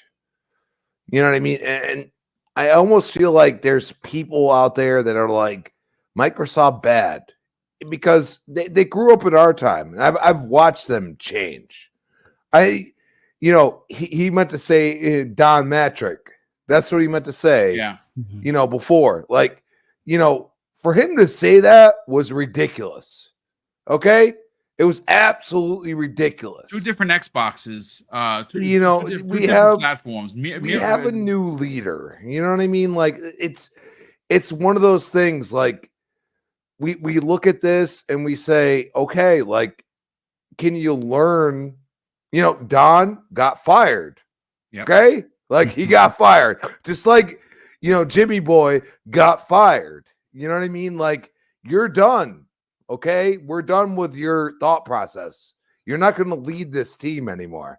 And then they put Phil in there, and we weren't saying at the beginning like Phil is going to be some kind of great thing. We had no idea. We had no idea how Phil was going to be because he was new. But he has lineage. He understands. I mean, Microsoft's been developing games far before Sony. People don't realize that. It's just been in the PC space. They've been developing games far before Sony. They understand the gaming industry. They just need to bring it out of themselves and get rid of the naysayers and this and that. They've done that. And that's where we're getting mad now, because we're like, dude, like, they're doing things that are pretty incredible and nobody's saying a damn word about it. And I think this is the entire tax bias. I think bias is better. Xbox bias. I'm not a fan of the whole Xbox tax thing because I think it sounds pretentious. We're not paying our taxes to the IRS. Like, come on. You know what I mean? Like, you can choose to subscribe or not. That is up to you. You can choose to buy an Xbox or not. And I think they've given you many options to do so. So we look at that, and I'm like, that's like, dude, like, you have to realize that there's a lot of people in this community that love a specific game. You love Halo, you love Forza, you love Gears, and you love that game because of how innovative you always felt it is. And it continues to have innovation. And yes, it releases, like he brought up Halo Infinite. It releases in a kind of like a crux, and like, it's almost like there's a crutch there, like, he's limping, oh yeah, the single player is great, but then, like, everybody's like, where's the multiplayer? Well, then all of a sudden, now we're at that point where everybody's like, "Oh, Halo Infinite is back, bro," and that's longevity. Think about that. What PlayStation game lately have you gotten that from? no, you haven't. But I have a question for the panel. One that was brought to my attention by Keasante. Keasante, who I know is listening. We were talking earlier this morning, and he actually, because I had mentioned to him that there was this 3-hour stream. I haven't watched it yet. He did. He was there for the whole stream. And he said one of the things that, and I think everyone knows who he is. He is a very popular YouTuber. I'm going to try and get him on at some point. I don't know if he's going to even recognize the channel, but oh no, it's Alex. I don't like all of his stuff because he sometimes he's a little over the top. But I like him as a person. I like some of his stuff. He actually jumped in there because I didn't watch it again. I'm going based on what Keasante told me. And he said to Destin, it's not you can't speak for the media because you work for you can't speak. You really shouldn't be speaking on this point because you work for IGN. And I think that he's onto something with that because as it's been said many times by both Everborn and Keasante, very hard to see the forest from the trees. And listen, he's entitled to his opinion. I disagree with it. I think that there is an inherent bias against Xbox. I do not think that there is some, and I want this to be clear, folks, there is not a hidden cabal where they meet on a mysterious island once every 30 days with their black robes and say, how are we going to F Xbox and Microsoft? No one has said that. No one has suggested that even remotely. I don't understand why that is the automatic go-to. And it has been. I've been reading the comments, folks. This is not a cultist situation going on. I don't think that there is a media cult out to doom Xbox. I think what you have is a younger generation of journalists who grew up on PlayStation. And that is why when you look at what Louis did and he broke down the reviews one versus the other, almost every one of them had 2-1. Like Hi-Fi Rush is a game that is an exclusive to Xbox and PC, right? That's where it lives. But can we safely suggest that if Hi-Fi Rush would have launched as a PlayStation 5 exclusive? Because how many people did you in the chat see? Wow, I heard people actually say, well, that looks more like a PlayStation game than an Xbox game. I don't know why they would say that, but okay, if that's how you feel.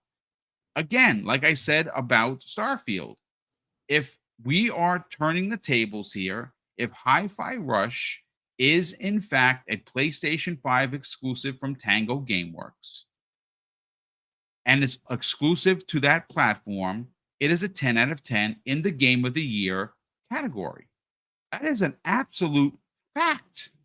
And the fact that it only has, I think Louis said 63 reviews when something like Spider-Man, okay, I understand one's massive AAA and it's Marvel, but one had 152, one had 63.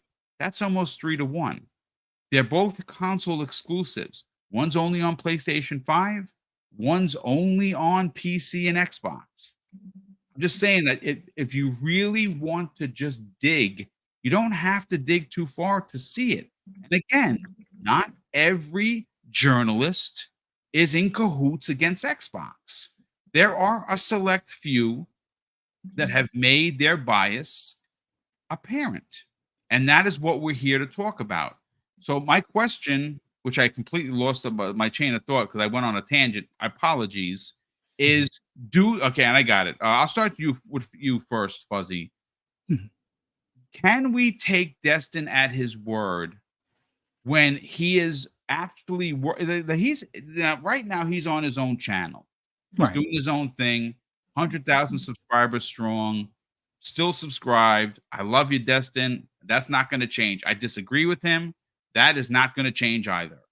But when it's hard to take him seriously when he is legitimately, you work for IGN and they have gone out of their way more times than not to do anti-Xbox or negative coverage of the brand versus the other. And that's what Alex, what Alex was referring to. What are your thoughts on that, man? Well, I think there is some blindness when you're within that same vicinity. But when it comes to the Call of Duty, the one thing I want to separate from Call of Duty versus the Xbox tax, as far as I don't necessarily think of the score being the Xbox tax. It's more so the handful of articles about moving on from Call of Duty. Like, as someone that mainly plays the campaign, there have been Call of Duties that didn't have a campaign in the past, and it wasn't about moving on from Call of Duty at that point. There have been Call of Duties that have scored much lower on the multiplayer in the past, and no one talked about moving on from Call of Duty. Vanguard, which is probably one of the, I would say, the more recent worst multiplayer ones, where everybody hated the multiplayer. Well, I won't say everybody, but a lot of people hated the lag in the multiplayer because it had more lag at that point than the other ones from before. They had to do some polishing during the open betas or even the closed betas. The weapon handling and movement wasn't quite what people were expecting. So it was hated as, or one of the more recent hated multiplayers, but not one article about moving on from Call of Duty at that point. Now that it's, an Xbox property, is it time to really move on? Or is it just time to say, okay, this one had a bad campaign by our standards. Let's see what Xbox brings to the table next year with the one in the Gulf War. That to me would have been a better article, but of course that's not going to necessarily generate the same amount of clicks as is Call of Duty dead? Should we move on from it? I mean, it is what it is. But I with the whole thing with the Ryan McCaffrey deal about the Tomb Raider versus Final Fantasy VII, him being part of that same group, I don't know if he's going to look at it from an honest standpoint as somebody that has no involvement with that group. Because me at the time, being a PlayStation guy, I thought it was kind of weird that it's like, well, what's the big deal about the whole 1 year exclusive? Like, why is that a bad thing? People have been doing 1 year or exclusives for ages, and now Xbox doesn't. It's a bad thing. That just seemed weird to me. So there are certain times where he's going to turn a blind eye or just be, out of the loop of it as far as looking at it from the same critical standpoint. The missing Xbox tags on games that were coming out recently, especially like for Lies of P, which was day and date and Game Pass. One of the people in the community, Lore Master Jasper, pointed that out. And it wasn't like he pointed out like, haha, you guys screwed up. You're being Xbox biased. No, he was just like, hey, I just he got attacked for that. Max Schofield actually attacked him for that. Yeah. Like, he called him a fanboy. It's like, it's not some sort of conspiracy. Like, he never posed it as a conspiracy. And it's like, for context, how else are you going to say, hey, this is kind of messed up. Could you fix it? Like that's as far as it went. Mav made mention of this on last night's stream. Yeah. So I don't understand how, like, he is probably in the wrong position to criticize some of the backlash on this whole Xbox tax thing, considering that some of the submissions to his tweet are going to be about the place that pays most of his bills. So it is a tough spot for him. Yes, you can be employed somewhere and be in your viewpoint an open-minded person or try to view things critically, but there are going to be times where if it's part of the nature or part of the culture of that office space, some things may not, appear the same way to you as it would be somebody completely out of that loop. So I think it is a bit of a bad deal. Like, if he had, set the ground rules, please don't submit anything for IGN. Obviously, I would have to, recuse myself. I mean, this isn't that serious, but like if he had posed that as the tweet where, anything that you want to pose as evidence, as long as it's not IGN, let's have an honest conversation about it. But I've seen them get a little uncomfortable on some of those, ones that were directly related. Now, of course, you could spin it however you want as far as the, Call of Duty one. Even the main multiplayer, or actually the main Call of Duty tweeting accounts, which I understand some of their livelihood depends on the game, but they're also going to be one of the ones that are the more critical of it. And if they're telling you we don't see what these quote unquote reviewers are seeing when it comes to the multiplayer. It's actually in a better state than previous ones. That should give you some that like their, I guess, feedback should hold a little bit more weight as opposed Charlie to Intel being one of those. Like that's like a legit, like I understand their bread and butter is Call of Duty, but Yeah. they have called it out negatively when it has been warranted. and Vanguard was one of those that they Vanguard was definitely one of they drove went through. in on Vanguard, dude. They absolutely did. So it is overall it's a weird thing, but like that Call of Duty example may not be the best example, let's just say, Right. but Yeah. there's definitely better ones out there. There are a ton of better ones. Dave, let's get your hot take on this, brother. I mean, oh no, it's Alex. Obviously, everyone knows who he is. Got super popular. He just did a video where he was dancing with Attic from the Iron Lord. Oh yeah, I watched it. And of course, he had to take off his shirt because that's oh no, it's Alex. That's what he does. $50 super chance. Let's get Boomstick shirt off. Just kidding. Yeah, that's not how I'm in. Maybe in Just 8 kidding. months, if I continue down my 3 days a week working out, and I got to do some cardio on the weekend, maybe then I'll be able to take it off. Not anytime soon. But Dave, let's get your hot take on this. Again, not calling Destin a fraud, not saying that his opinion doesn't matter. It's not like that. But oh no, it's Alex did make a great point. And again, I didn't hear it. I'm going based on what Kay Asante told me. Do you agree with that sentiment? Yeah, I mean he's a little close to the culprits, as it were. I know he tries to separate himself to a degree, but look, when it comes down to it, it's his opinion is his opinion. Your opinion is your opinion. My opinion is my opinion. What Paris thinks is his opinion, and I respect that. I respect all of them, and that's just the way it is. But if you can't see what others see, then his video trying to basically quash, stomp out what we believe to be true doesn't help at all. It just adds to the bias, to be honest. And I think that his position and who he works for, which everybody knows, it just makes it sound like he's trying to, cover up or smooth over any kind of improprieties. Do what now? Damage control, he said. Right, damage control. Yeah, they're good point.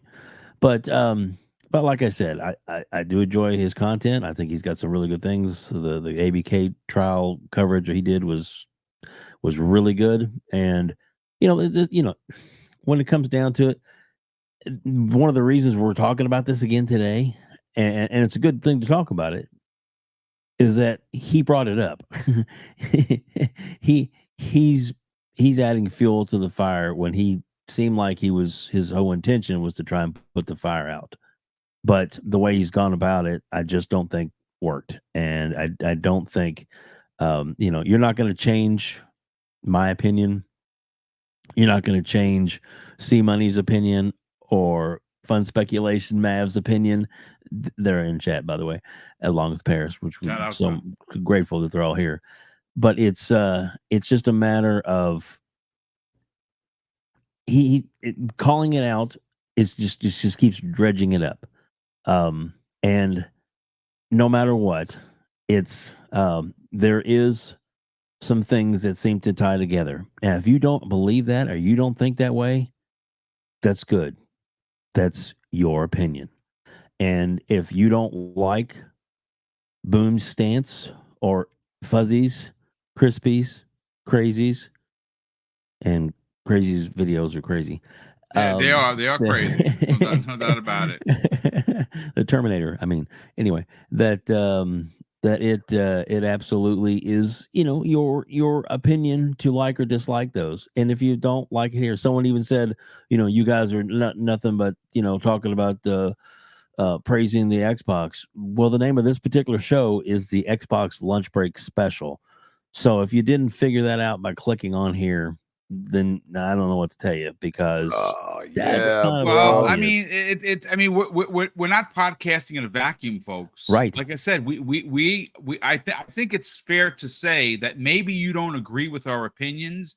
Maybe we all have an issue with the current topic, which is the one topic of the show. I think that is okay, but we also understand when Xbox makes a mistake, we are one of the first to get out in front of it and be like, you know what, this is messed up, man. This is wrong. You guys got to fix this. And when they had a bad 2022, everyone on this panel who actually runs their own shows or a part of a ton of other shows came out and said, this is unacceptable, man. Correct. I'm sorry. Nobody tried to sugarcoat it for Xbox. And I don't owe Xbox anything. Mm-mm. I don't get free controllers and shit. I work. Unfortunately, this is what you would call a job. I do this for a passion, because I'm a passionate, gamer. Mm-hmm. And I get a chance to talk about games 5 days a week. So when they make a mistake, the same way when Sony's been stepping in it, folks, they have stepped in it so bad this year. And the way that it has been framed by the gaming media is that they're having a banner year. In whose freaking eyes, man? Like, that's what I'm saying. Keep that same energy, kids. That is all I am saying. It's just like, hey, the economy is doing great, right? Yeah. Yeah, it's not. Trust me, it's not. The economy's not doing good. Listen, Hey, Boom, last quick thing I want to say, that the award show that's coming up next week is going to be extremely telling. When we see what, I mean, not the awards as much as what games are shown, what trailers are shown, what is announced and brought to the table from Xbox, Nintendo, and from Sony. That's going to pave the way for the next year on a lot of these, as far as getting the ball rolling on what's going on for next year. And I have a strong feeling that Microsoft is really going to come in there super hard. We'll and see. It's going to hopefully expose even more of the trouble that Sony is up against in the coming year. Shout out to C Money and Doodle in the chat. Appreciate you guys being here. I have been watching the chat because I have 3 screens open. I'm trying to bring up all the different things we want to talk about. Again, folks, this is not structured. I don't like it. I'm gonna be honest with you. If you're enjoying the podcast, thank you. But I normally like a more structured thing. And obviously, this is one of those big topics that we're almost 90 minutes, folks. We're gonna go pinch over. I want to read 3-Bits tweet, which I thought was brilliant. He's in the chat, and then we'll talk about it and we'll get everyone out of here. But before we get to that, I do want to get Crazy's opinion and Crispy Bombs on exactly the fact that, oh no, it's Alex, like whether you like his content or you don't, made a great point about Destin. He's working for IGN. It's hard. Not saying that we can't take him serious, because I do take Destin serious. I like his stuff.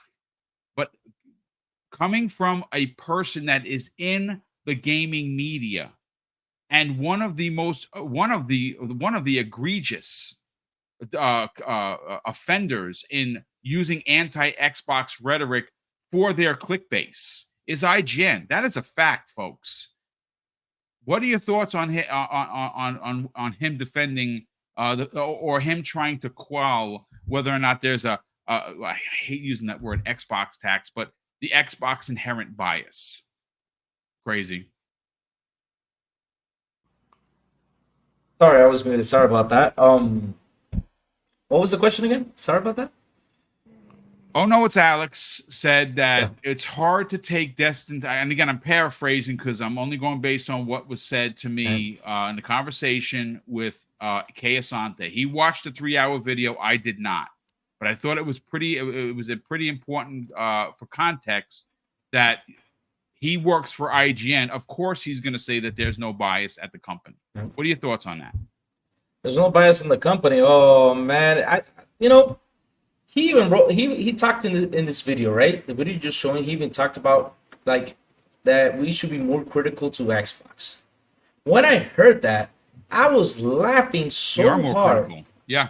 we are super critical on Xbox. I mean, the other day we were talking about Forza Motorsport, right? I was one of the people that actually said they should delay the game. Why should I say they should delay the game? Because I want them to deliver a full game, so that way media can shut up and see what's going on and see them deliver something good, something perfect. Because that's the thing. Although, even though it comes out, it will still give probably a bad review, you know, probably not. But we will say, damn, this is actually a well-rounded, perfect game. We're having fun with this. And it's sad that he went out and said, oh, we got to be more critical. But damn it, we have been super critical on Xbox. But critical in a way that we want them to do better. And here's some stuff I got to say about PlayStation, right? And media's not talking. Like, for example, the lawsuit got brought up again. I know IGN talked about it last year. But where's that article that what's going on with the PlayStation suit being sued? Where is that at? What's going on with the people they fired? I mean, when the Xbox fires people, you see 300 posted articles of people being fired, but yet these guys don't say anything. It's just, let's be quiet.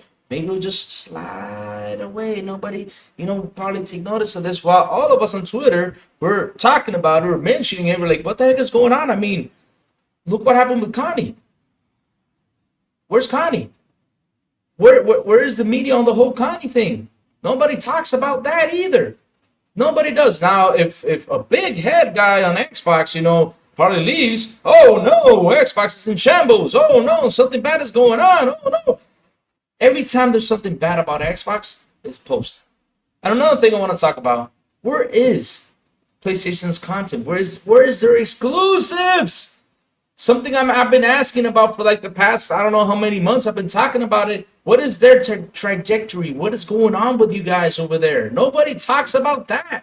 Nobody's talking about their like remakes, my friend. Oh my God! Wow, remakes, remasters, remakes. That's all. But damn it, where is your stuff, man? Where is your stuff? Where I paid $500 for this console, right? Where I want to sit down, play games. Where is your stuff? Nobody's talking about that. Nobody's talking about what happened the other day where they're talking about that they're having stock issues. Nobody's talking anything about what's going on in PlayStation. Yeah, all they do is bring up the good stuff. Oh, PlayStation's doing awesome. PlayStation's doing fine. Same thing with the damn PS Portal. Same thing with the damn PS Portal. Oh my God, I just love how people gave that PS Portal such a great review. A lot of people gave it such a great review, but the real honest people that have been buying handhelds, I mean, we have a guy in our channel called Bloom. Wednesday, not this week, not last week, the week before last week, he even showed us the PS4 in his hand. He said, oh, look, it just came in. I'm trying it. A week later on Wednesday, you know what he did? He returned it to Walmart. He returned it because he said, I can't carry this thing unless like I said, he's got to have them Jinko jeans. I don't know if you remember the Jinko jeans back in the day with the big pockets, where you can stick big things inside those pockets. He can't carry the thing outside, and even though he goes outside, he has to find a great internet connection in order to use it. Yet people gave it a good review. I mean, and where I come from, I told myself I can't use this because here in Dominican Republic, the power goes off, I'm doomed. That's it. I can't use it. Also, concrete walls, I can't use it. So it's a shame that everybody's giving this such a great review when it's not such a great product. I want them to do better. That's what I want them to do. But yeah, sad but true. Media is on PlayStation side, and we're seeing it. We are seeing it, and we are calling. And what we're doing is we're trying to say is we want this to be called down the middle. That's what we want as video game fans.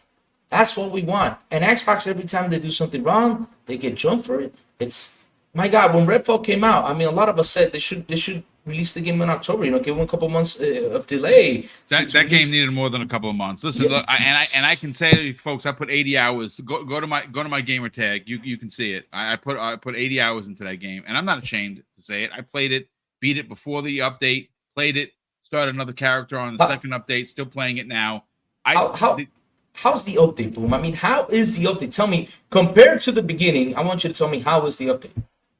The update is 60 frames. It's faster, and there's more. One of the biggest complaints I had with it was the lack of actual vampires and like the cultists in the streets. It was very barren. It was very barren. Now they're around every corner, and obviously if you play on like even a medium difficulty, if you run into a pack of amps, you're finished.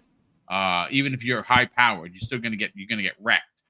The game needs a lot of work. I think that there are bones here, and I don't really want to strife off of what we're talking about. But yes, it launched broken. Yes, I called it out. I was one of the first people like, wait a second, what do you mean 30 frames? This is crazy. This is unacceptable. We did call it out, and that's what I'm saying. We did call it out, and that, since we're on the same subject, right? We did call it out. That's why I wanted to get to that point. We did call it out, and he's telling us that we need to be more critical. More critical than that? I mean, he's also saying and listen, this is the truth. We're not taking. Listen, Xbox needs to be better. He said that, and they are. They are being better. Yes, and what Mav said on his stream last night is how much better than Starfield can they get? I don't know. I mean, I know that he said it was very contentious. I don't see how. I mean, it's my thing is this. Starfield is criticized for being a Bethesda game. Now, whether it's your bag or it's not, I'm not here to tell you otherwise. It's my bag. Yeah. But here's the thing. Spider-Man 2, and I'm enjoying it, folks. I'm in the bag. I don't have to keep telling you that, but I want it to be clear. I'm not criticizing Spider-Man for being Spider-Man. Yes, there's a new story. Yes, it's Venom and Kraven. Yes, you're playing Miles and Peter. Awesome. Now the stealth missions with Mary J, she's like an executioner.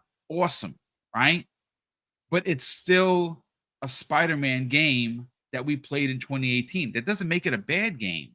They're doing what they know how to do to great success. Spider-Man sees it wins with the way you travel through the universe as Spider-Man. Either one of them. How you fight bad guys. Starfield did a lot of things. They packed so much into that game where you have people, and I actually was called a lightweight for having 5.5 days in that. People are like, oh my God, you kind of just started it. Boom. Look at me. I got 26 days. And people are really enjoying it. So again, I don't want this to be a Spider-Man versus Starfield. I'm just saying that some of the media criticized Starfield for being a Bethesda game. And this is why they lowered the score. But people didn't criticize Spider-Man for being a Spider-Man game. Oh, it's a triumph. It's another banger for Sony. I'm just saying that the keep the same energy that the kids love to say. Let's just keep that same energy. But real quick, because we're running into the overtime here, Crispy Bomb, I want to get your take on and again, folks, I apologize. We're not going to finish this video. I do want to bring up 3-Bit's tweet. I think it's brilliant. It's very well written. A lot of great points. We'll end the show getting everyone's opinions. And obviously, if this does come up like on tomorrow on the Xbox Factor podcast, again, I wrote a whole different show. I kind of want to let this die. I don't want to keep talking about this because it's like beating a dead horse. The bias exists, folks. No one is going to tell me otherwise. Do I think that there is an anti-Xbox cult working for the media? The answer is that's ridiculous. No. Do I think that there are outlets that have and I use the word loosely, journalists that have a distaste for the brand? Yes. Does someone like a Dan Stapleton, for instance, have a distaste for consolidation? He might. And does that mean that he hates Xbox? Well, I mean, I'm going to leave that up to you. He gave Starfield a 7. It is what it is, right? But there is an inherent bias. And I don't know how long that's going to continue because Microsoft is hitting. They're hitting now. They hit in 2023. They're going to hit in 24. They're going to hit in 25. And like I said, you said it earlier, the Gaming Awards, Dave said it, is going to be very telling. What is this awards show? Is it going to be heavily PlayStation with games that we don't know are coming? It's going to be a year of dreams for PlayStation? I don't think so. I don't know if there's going to be a year of dreams for Xbox. Does Xbox show up big? Well, we're going to talk about that tomorrow because, according to Jez Corden and Randall Thor on last week's Xbox 2 podcast, which I listened to, which was phenomenal, they think there's going to be some pretty big ones there. What big ones? We don't know. We're going to talk about it tomorrow. But Crispy, let's get your hot take on him working for IGN, doing this video again. This is with his channel. Obviously, Destin's views are Destin's views. Let's not get that twisted. But it's hard to take it serious when he works for one of the conglomerates that consistently use console war rhetoric for great use, to great purpose for clicks. They've been known to do this. Console wars go both ways. Absolutely, 100%, dude. You can 100%. I have told people many times, stop clicking on it. It will unsubscribe. If you don't like it, stop telling me how much you don't like it. I don't want to hear it. We grew up in a different time. I think all of us have. We grew up in a time where it was voice. It was not like some kind of clickbait BS. Like everybody's making money off of something in some way. I Twitter, I just hit 5,000 followers. Still ain't making no money. Do you know why? Because I don't care. I speak what I speak. I tell you what you may or may not want to hear. It is what it is. There's nothing else to say about it. Alex brought up a great point. Like, hey, you work for this company. How are you going to say what you really feel? Well, he really couldn't because then sorry, I watched enough of it. Okay. I didn't watch the whole thing because he got whiny, and I hate whiny. Like, don't be whiny to me. But you know, you got a little whiny, okay? Like, y'all could be like, Crispy, what are you talking about? Go watch the full video. It's 3 hours long. It's long. I'm gonna catch up on it. I'll probably use it as when I'm cleaning tomorrow. I definitely want to watch it. You know, but he got whiny because, and I've been there. I would lambaste if I was out of my company right now. I would lambaste them, and I don't think he could do it. And at the end of the day, you can't hate somebody for having a paycheck. Well, dude, he has a family. I mean, again, at the end of the day, you know, his channel, I'm sure, does very well for YouTube, but I don't think he's paying the mortgage with the YouTube money. I just don't. So I would. I mean, let's be honest for a second. You know, C Money said it best earlier today. He said, you know, you can't hate somebody for, you know, liking what they do, which he loves gaming. Yes, he does. Okay. And also, you know, taking into consideration that he can't say certain things. And we've seen that even in this small little tidbit that we've shown. You can go watch the full video. Yeah, I'm going to link it in the show notes. And he's being poignant and logical for his family, because I'm gonna be honest with you, me as a consumer and everything else, that's why I bring up my wallet. We got to be more logical. But if you're going to be shilling for a game company when you purchase that product and they charge you more, I have a problem with that. And I think everyone has, truly deep down, they don't want to say it, but they have a problem with that. And I think that's where you got to go and say, if I'm going to be on a podcast or something, my first time, by all means, hey, the host might not like it. Luckily, Boom loves what I say. You know what I'm saying? I like when you're part of the show. I do. You know, I appreciate and it. It's one of those things that we look at and you say, does my wallet matter? It should. It should be the forefront. That's the problem. It shouldn't be about the company that's a billion or trillion or whatever dollar company. It should be about your wallet and what are they doing for you.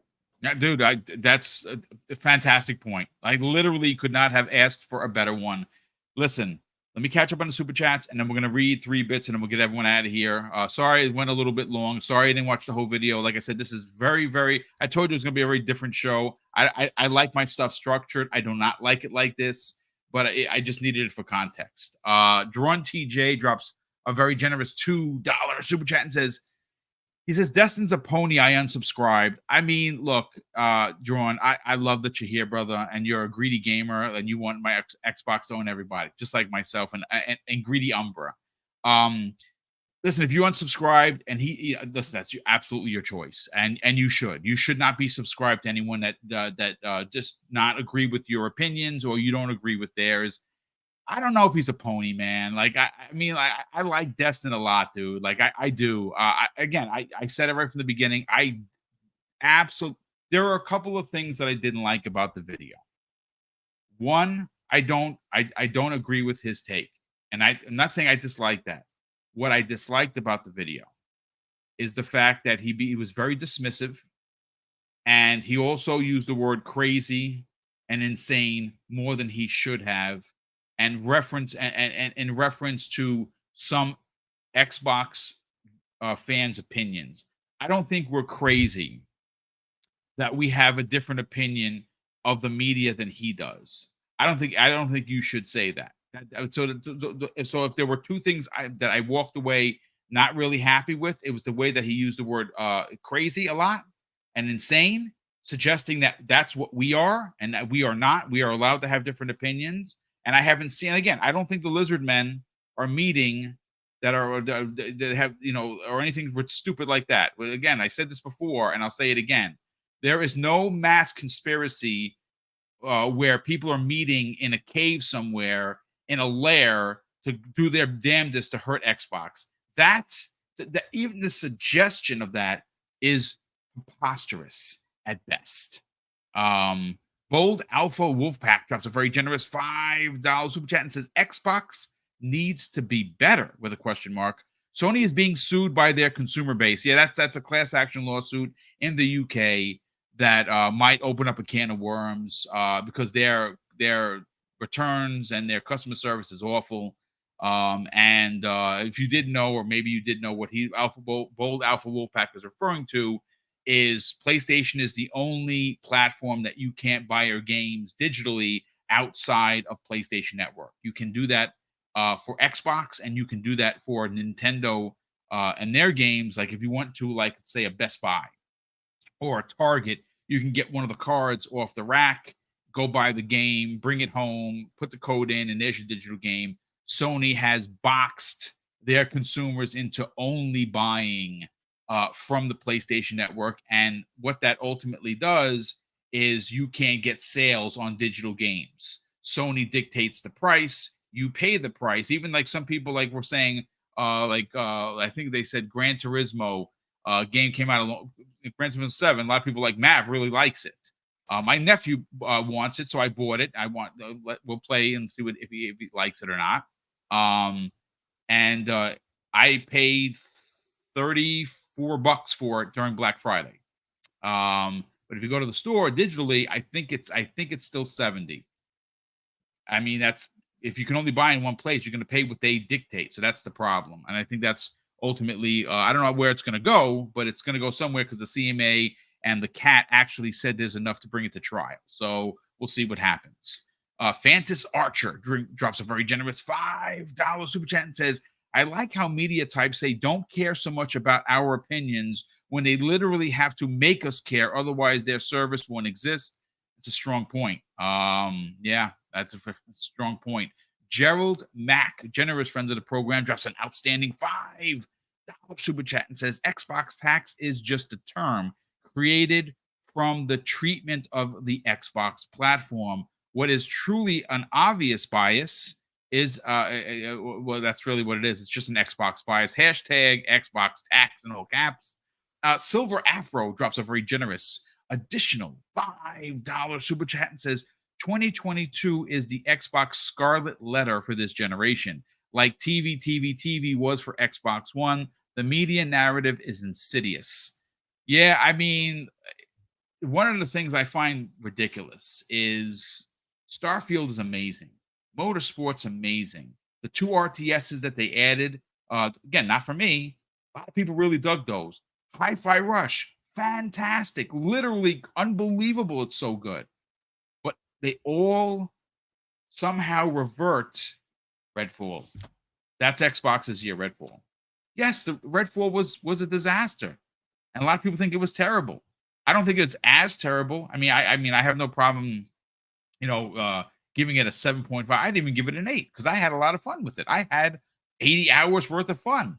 But and I like the fact that they kept their word. They said we got 30 frames. I complained about that. We got the 60. We got a new. They're going to add they're going to new characters. Listen, the game should have been a ton better. But the whole year can't be just Redfall. 2023 is not just about Redfall. There were a lot of great games, and the media, I hate to say it, some, not all, will make you believe or try to make you believe that this whole year surrounded around the terrible release of Redfall, which was a broken game. And in some instances, it's still not fixed fully. So, but that's not true. Raiden Blade drops an additional £5 super chat and says, I'm going to step off of my square. I told Dirt, and I think he meant Dirt Griggity, who I absolutely love, I don't want Xbox to show anything at the VGAs, but show 8 games for the next year. Announce your show at the VGA. I mean, there's a lot. I don't know what they're gonna do. I don't know how Game Awards are so big, man. It's every year. Jeff puts on. Look, like I said, I don't agree with some of the stuff that Jeff says. I just don't. But I think the Game Awards are important, and I think that every year is proof that they are, because they keep getting millions and millions of more fans than the year before. I don't know. It's kind of like cutting off your nose to spite your face if Xbox just doesn't show up, because that would be you want to put your thumb in the eye of the industry. You don't show up. But you see, the problem with that is Sony has earned them not showing up. Now, I don't agree with it.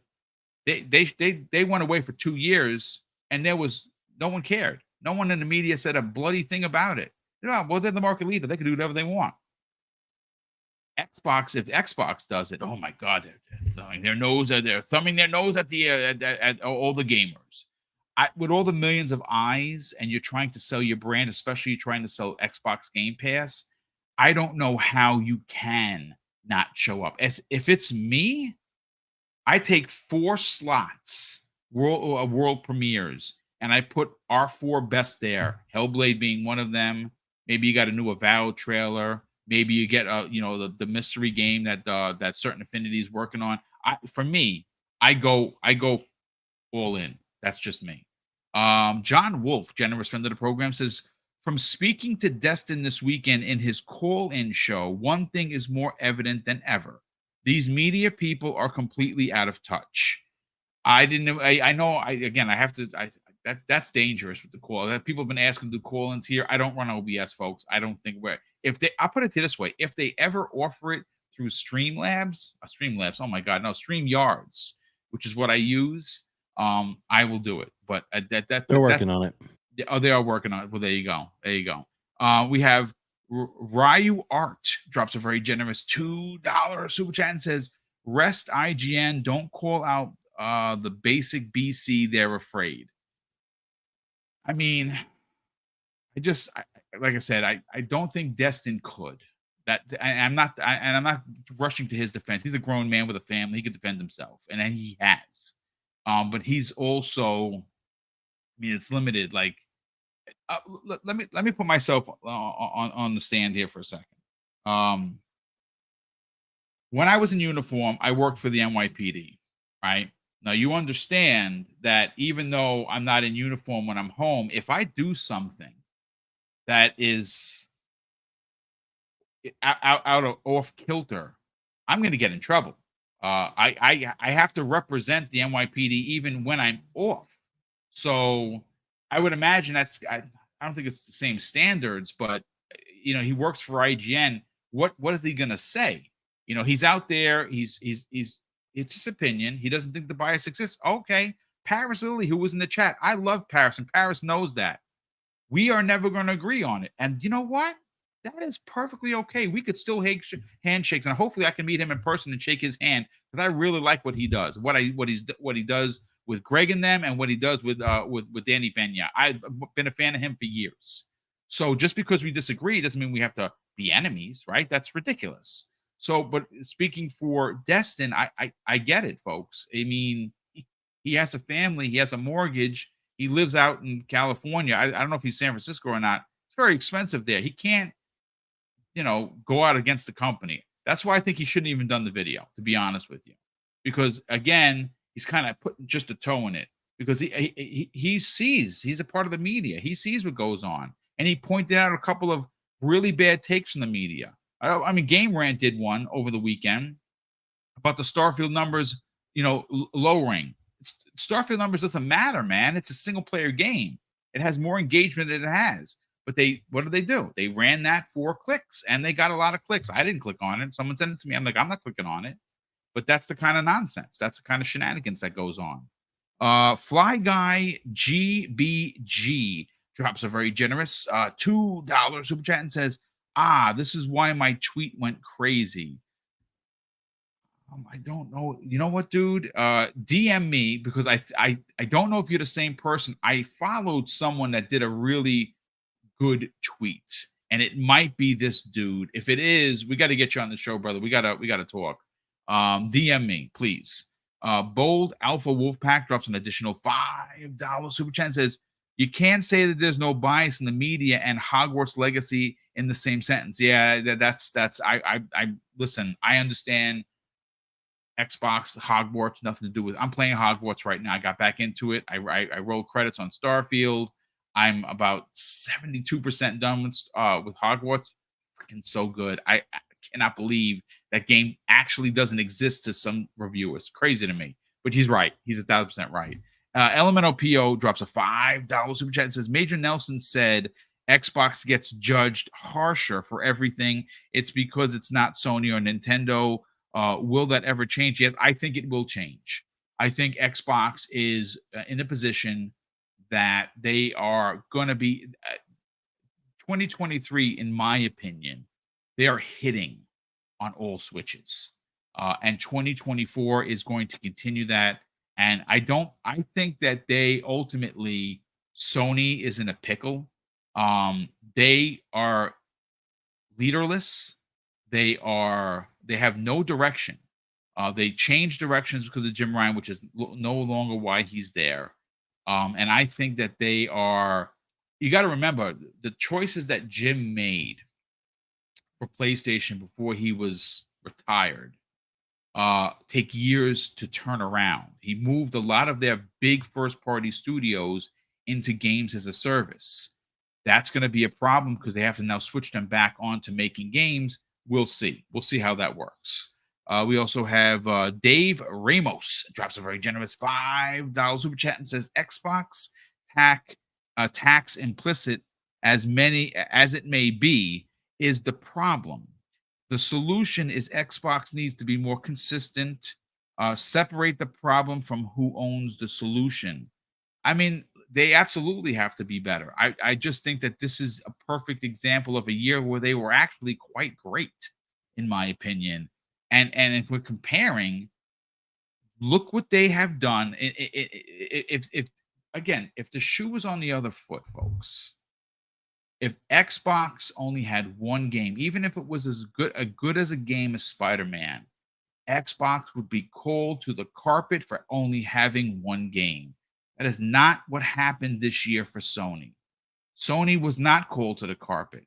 No one from the gaming media has written an expose about what the F is happening at PlayStation. No one has. When is that article coming out? Destin said he's going to do a video on it. I want to see that video. Is he going to do it? I hope so. Somebody's got to do a video because we've talked about it and everyone's like, oh, you're just being console worry. I'm just calling it a spade a spade. Xbox has done a lot of really great things this particular year. Sony has not. And they continue to step in it, but no one has called them out. So look, I know we're at 2 hours. I don't know if you guys can hang out for another 10 minutes or not. Let me just read 3-Bit's opinion and we'll get your hot take on this. First of all, 3-Bit, thank you so much for being in the chat. Love you, brother. He put this tweet out and it's amazing. It is amazing, folks. I'm going to read it verbatim. He says Xbox tax ? He says internally, it's known throughout several studios to prioritize PlayStation versions of a game first due to its overall popularity, which can lead to performance disparities depending on time in development and priorities. It's commonly known throughout many third party studios that PlayStation is the priority, then porting versions of their game to an Xbox, which can leave out key graphical and optimization features in its development kits. I believe that priority sentiment carries throughout the industry in my experience and carries through a bias mentality. The PlayStation first mentality is also seen with review copies, with most reviewers preferring to or have a preference to playing or reviewing a game on PlayStation first. An Xbox game can review well initially, but receive negative coverage for months afterwards. Halo, Starfield, Call of Duty, Sea of Thieves, or to be opted out of categories of conversation. Multi platform games tend to also have more reviews in general on PlayStation. Even more favorable outlets choose to sometimes opt out of Xbox coverage or copies overall. I've personally seen outlets reject Xbox copies of a game. It is not crazy to me to equalize PlayStation's popularity to favorable bias. It has more users and a bigger fan base, and generally gets more favor for anything negative due to premium games. And as I mentioned, most reviewers choose to not even have an Xbox copy of the game. In my honest opinion, you do not set that same energy with PlayStation products or games in terms of negative articles. No multitude of articles asking about where the Last of Us Factions is, or asking about the players dropping in a game months after launch.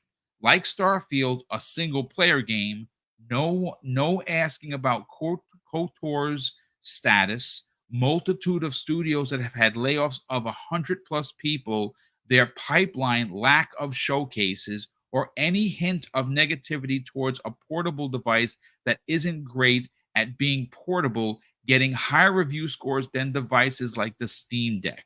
Something made to be portable.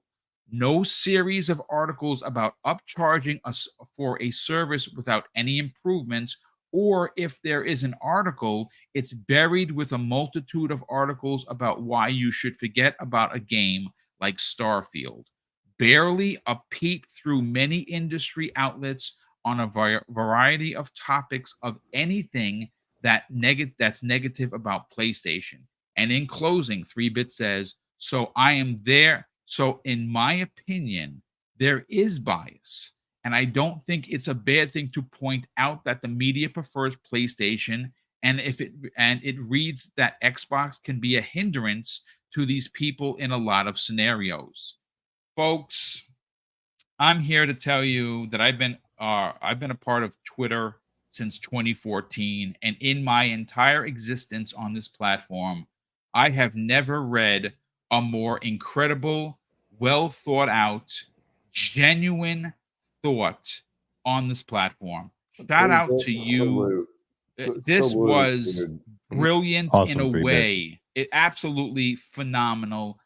Let's get everyone's hot take on this. We'll start first with Fuzzy. Fuzzy, this was, I mean, 3-Bit, you know, you work with him on a regular basis. He's a really good kid, very, very talented. My God, I don't know. I wrote to him privately and I said, I don't think I could have actually said it any better. This was brilliant. What are your thoughts, man? Oh yeah, it was definitely it basically hit the nail right on the head. Part of the fact of bias is that a lot of the media, as he stated in his post, they prefer PlayStation. They'll ask for PlayStation codes as far as the games are concerned, even if it's a multi-plat. If they can get away with not reviewing the Xbox game, they'll avoid it. That was part to like what Louis was talking about earlier, where you'll see like twice as many PlayStation reviews for a PlayStation exclusive versus an Xbox exclusive. Or you'll see that a majority, if not almost all, of the multiplats are reviewed on PlayStation at that point. So it's not a far-fetched idea, and the way he lays it out goes to show that it's not pointing that these are all people that are in cahoots. You can have your preference, and that preference will lead to possibly a bias if you're requesting a game for PlayStation as opposed to, like, let's say for example, if the game is available on only on Xbox and PC, for example, are they requesting it for Xbox or are they probably going to request it on PC? And in a lot of cases, we've seen that some of the PC ports aren't always the greatest out of the box. So then it will automatically get a negative review because now the person that doesn't normally game on their PC is having to do this review, and it's going to come across as an inconvenience. And you can see that in their article or their review of that game. So he points out a lot of things that are like what should be common sense or common knowledge in the sense of how these reviewers are looking towards either their preference or the games that they review and whatnot. And as someone that, with him being in the industry, he knows that, like, if the reviewers are coming to the companies he's working for, which he's also worked for other studios or other companies that aren't Xbox, and they're requesting that copy and for PlayStation, then that goes to show you, especially on a multiplat, because he worked for a third party that does a lot of multiplats. It leads to this whole thing that everybody's been trying to point to as far as the bias, as far as the way people move or look upon things, and the fact that you're going to have, like, even like he had pointed out, like the review for the Portal for the PS Portal, that in comparison to something like the Steam Deck or the ROG Ally, it has a clear or glaring issue that would affect its portability outside of your Wi-Fi connection if you're going to go on public Wi-Fi where it doesn't have a web browser.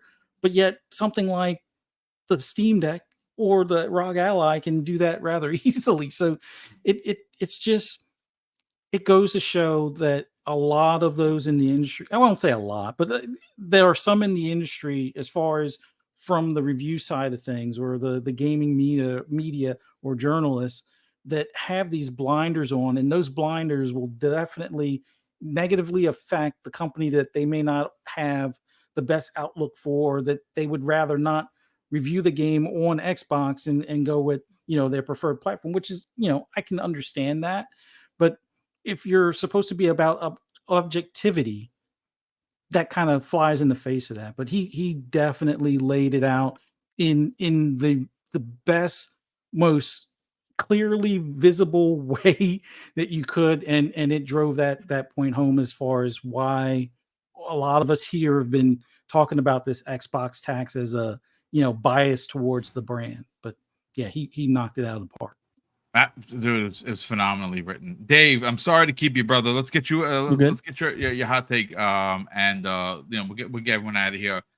What are your thoughts? I mean, like I said, dude, I don't think it could have been written any better. It was brilliant from start to finish, and he really does take a very, very deep, way back look at the industry as someone that's actually a part of the industry. What are your takes on this, man?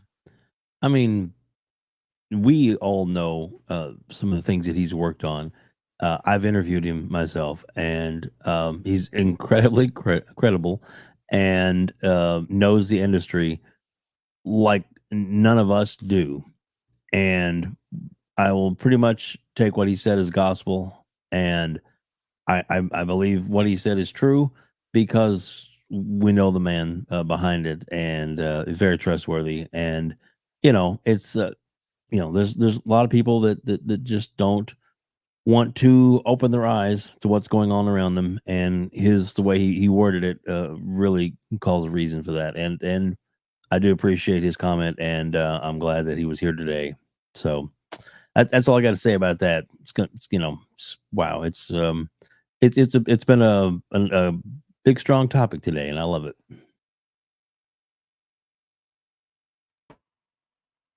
You're muted. You muted. You're muted, Boom. Boom, you're muted. Boom, you're muted. Unless he's on a phone call. You guys hear me? Yes, now Yes, we you can. can. Somehow my mic lost connection to the PC. It got an update. God damn it. Okay, so yes, shout out to you. Great point of contention as always, Dave. It's crazy. Let's get your hot take on this, man. What are your thoughts on the way it was broken down? Because I don't think it could have been broken down any better, in my opinion. Exactly. I mean, he said it all like I mentioned before. I mean, he literally said it all the way. I mean, talking about on how, okay, for example, look at Coulter. Nobody's talking about Coulter. Nobody's talking about what's going on PlayStation. Like I said, nobody talks about what's going on over there. Everybody's all quiet and silent. Factions dead. I mean, I got a question for everybody. Where is Abandoned? Where is the Abandoned game? Yeah, We I don't know. We don't know nothing Where? about it. Same thing with Coulter. I mean, seriously, it was announced that Coulter's canceled and all that stuff, and yet nobody talks about are there issues? What's going on? Nobody talks about it. So yeah, he really got it 100%, and he's right all the way with his article. What he wrote on Twitter, 100% correct. And it's sad. It's sad that the media is not talking about this yet. All of us on Twitter are talking about it. But he's right, 100%. Agree with him, 100%. Yeah, it's like I said, it brings up a lot of great points, and especially about the coverage, especially when you look at some. And again, folks, you don't have to believe me. My opinion is my opinion, and if we disagree, we can still be friends, right? That's perfectly okay. I don't think that PlayStation as an actual brand has had a more poor 2023. The only thing that you could potentially equate that to is when they got hacked. PSN got hacked because they had bubblegum and tape holding their internet together. Outside of that, and that was pretty bad. But if you look at everything that's happened to PlayStation in 2023, it's pretty abysmal. And I'm not saying that people should, sell their news to you on being negative. I'm not a negative person, folks, and you all know that. I've been doing YouTube for 6 years now. I'm just not a negative kind of a guy. For me, my glass is always half full. But if we're gonna call a spade, and we want to, take the thumb off the scale, because that's really what it is, then you got to be reporting what's going on at Sony the same way you're reporting on what's going on at Xbox, and that's not in fact the case. And again, the shout out to who was it over here? Charlie Hustle. In the chat says 3-bit has integrity, and I know him personally, and yes, he absolutely does. And he's not saying this because he wants clicks, or he wants you to sub his YouTube channel or follow him on X or Twitter. He did this because he had an opinion, and it was very valid. Finally, let's get Crispy hot take on this, and we'll get everyone out of here. What are your thoughts, man? I mean, 3-bit, you said it the best and the most logical I've ever seen. And, I know him as well. I've done a few podcasts with him.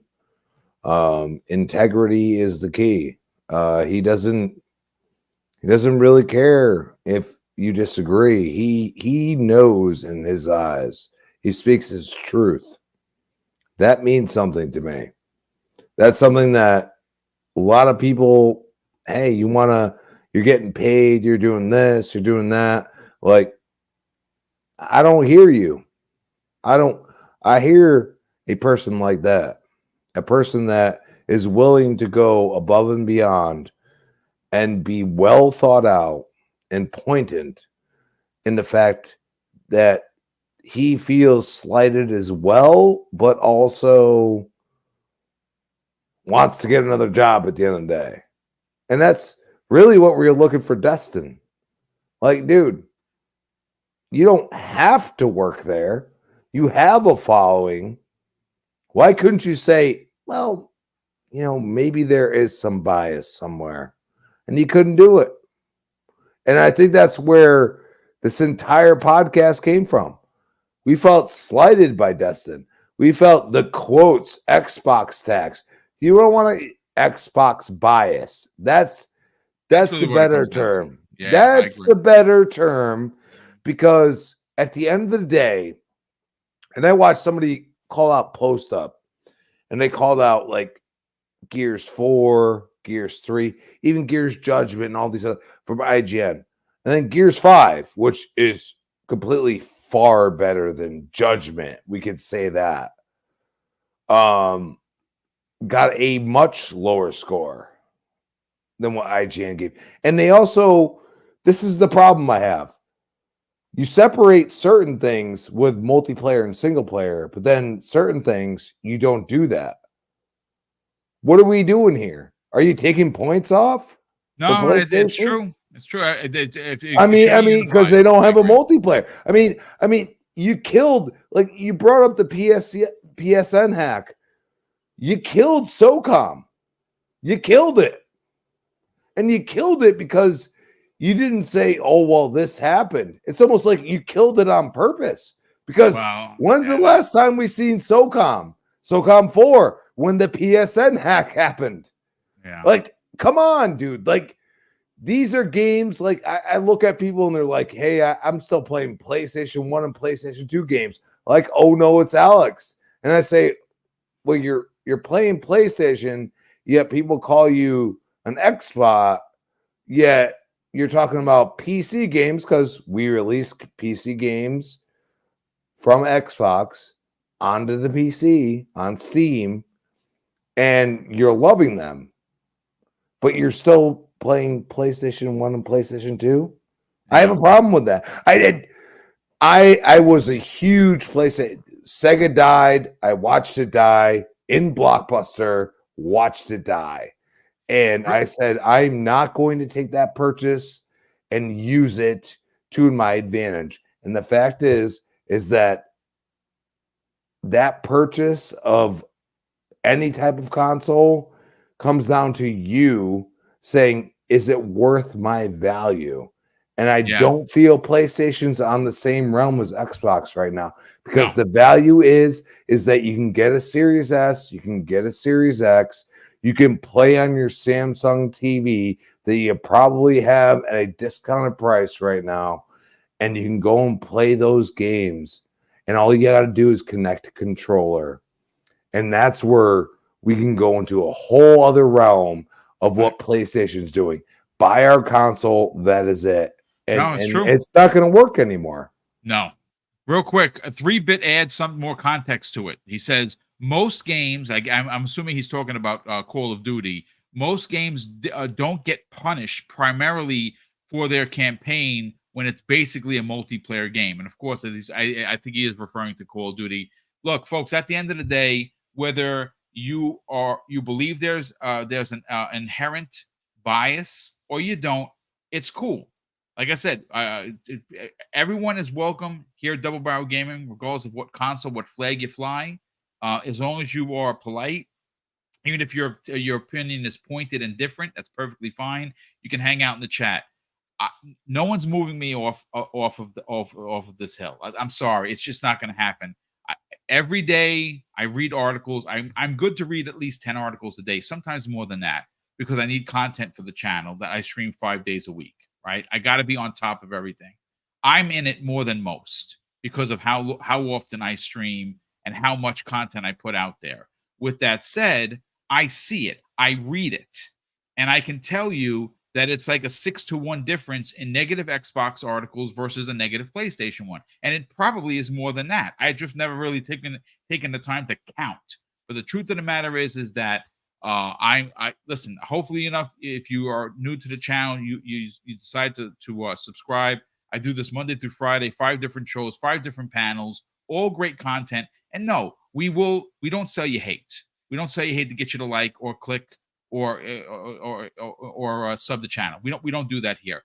We will have these pointed conversations. We will take time to break down other people's videos, and we don't hate on those people. Just like I don't hate Destin Legarie, I still dig the dude, and I'm still going to watch his stuff. I disagree with his video. That's fine.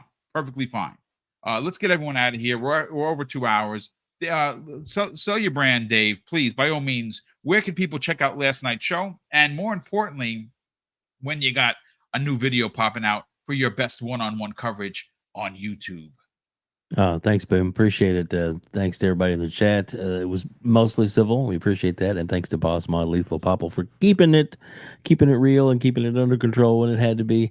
And man, great conversation, great points by 3-Bit as well. And it's a good topic. It was good that we talked about it today, and I'm glad that you went there. My information is now on the screen. It's at Outbreak Gamers on YouTube, and if you want to follow me on Twitter or X, it is WebDave, just like it shows on the screen. And yes, we had a great show last night. It was good. We had Hargeet and Pixelbit G on. It was really amazing. And then we had I dropped a new video today with the interview with K Mega. It's a really good one. It's available right now. If you want to click on it and watch it, it's up there live for you to watch. And just to throw out there, next week's show, after the Game Awards happen, we have got TTS. We have got both Sean and Dirt Brigady on as our guest. That's gonna be some show. Shout out to Fly Guy, real quick. He was in the chat. I just DM'd. He actually DM'd me. We're gonna hook up. He did I'm gonna add his video that he did on Twitter. It's pretty interesting stuff regarding the Xbox tax. But Dave, great to have you. Next week's show, I'm gonna be tuning in. That is some lineups you have there, brother. Thanks, man. So you have Ham Solo and Dirt Griggity? No, I have Sean, his partner for TTS, and Sean Dirt is great. He's the ones that both do the show together. That guy is funny. Oh, man. That's going to be messy. That's going to be great. That's going to be messy. It's going to be good. It's gonna Tune be in. fun. You won't want to miss it. Yeah, definitely not. Let's tell the brand of Crazy Lou Gaming, who once again entertained us this morning while he was in the shower, while he was brushing his teeth, having his cup of coffee, and of course, watching the Destin Legarie video. Sell the brand, Crazy One, of the Xbox International podcast, and more importantly, where can people subscribe and reach out to you on social media? Oh man, Mr. Woofstead, thank you for having me on here. Like always, brother, always fun hanging out with you all. Pleasure hanging out with you again, Mr. Crispy. As always, awesome, Mr. Webday, Mr. Fuzzy, and Mr. BoomStick. And where can you find the Crazy One? You can find him at Twitter at Crazy Louie Gaming, where I do all sorts of crazy stuff. And like I said in the video, to be continued. Indeed. And also, you can find me on Wednesdays on the Xbox International Podcast at 7 p.m. ET with Silent Cypher, Sourbloww, and the Big Plume, which it's going to be messy because last week we talked about my Fruit of the Looms, man. We talked about my Fruit of the Looms, but this week I don't know what we're going to talk about, but it's going to be real interesting, really interesting.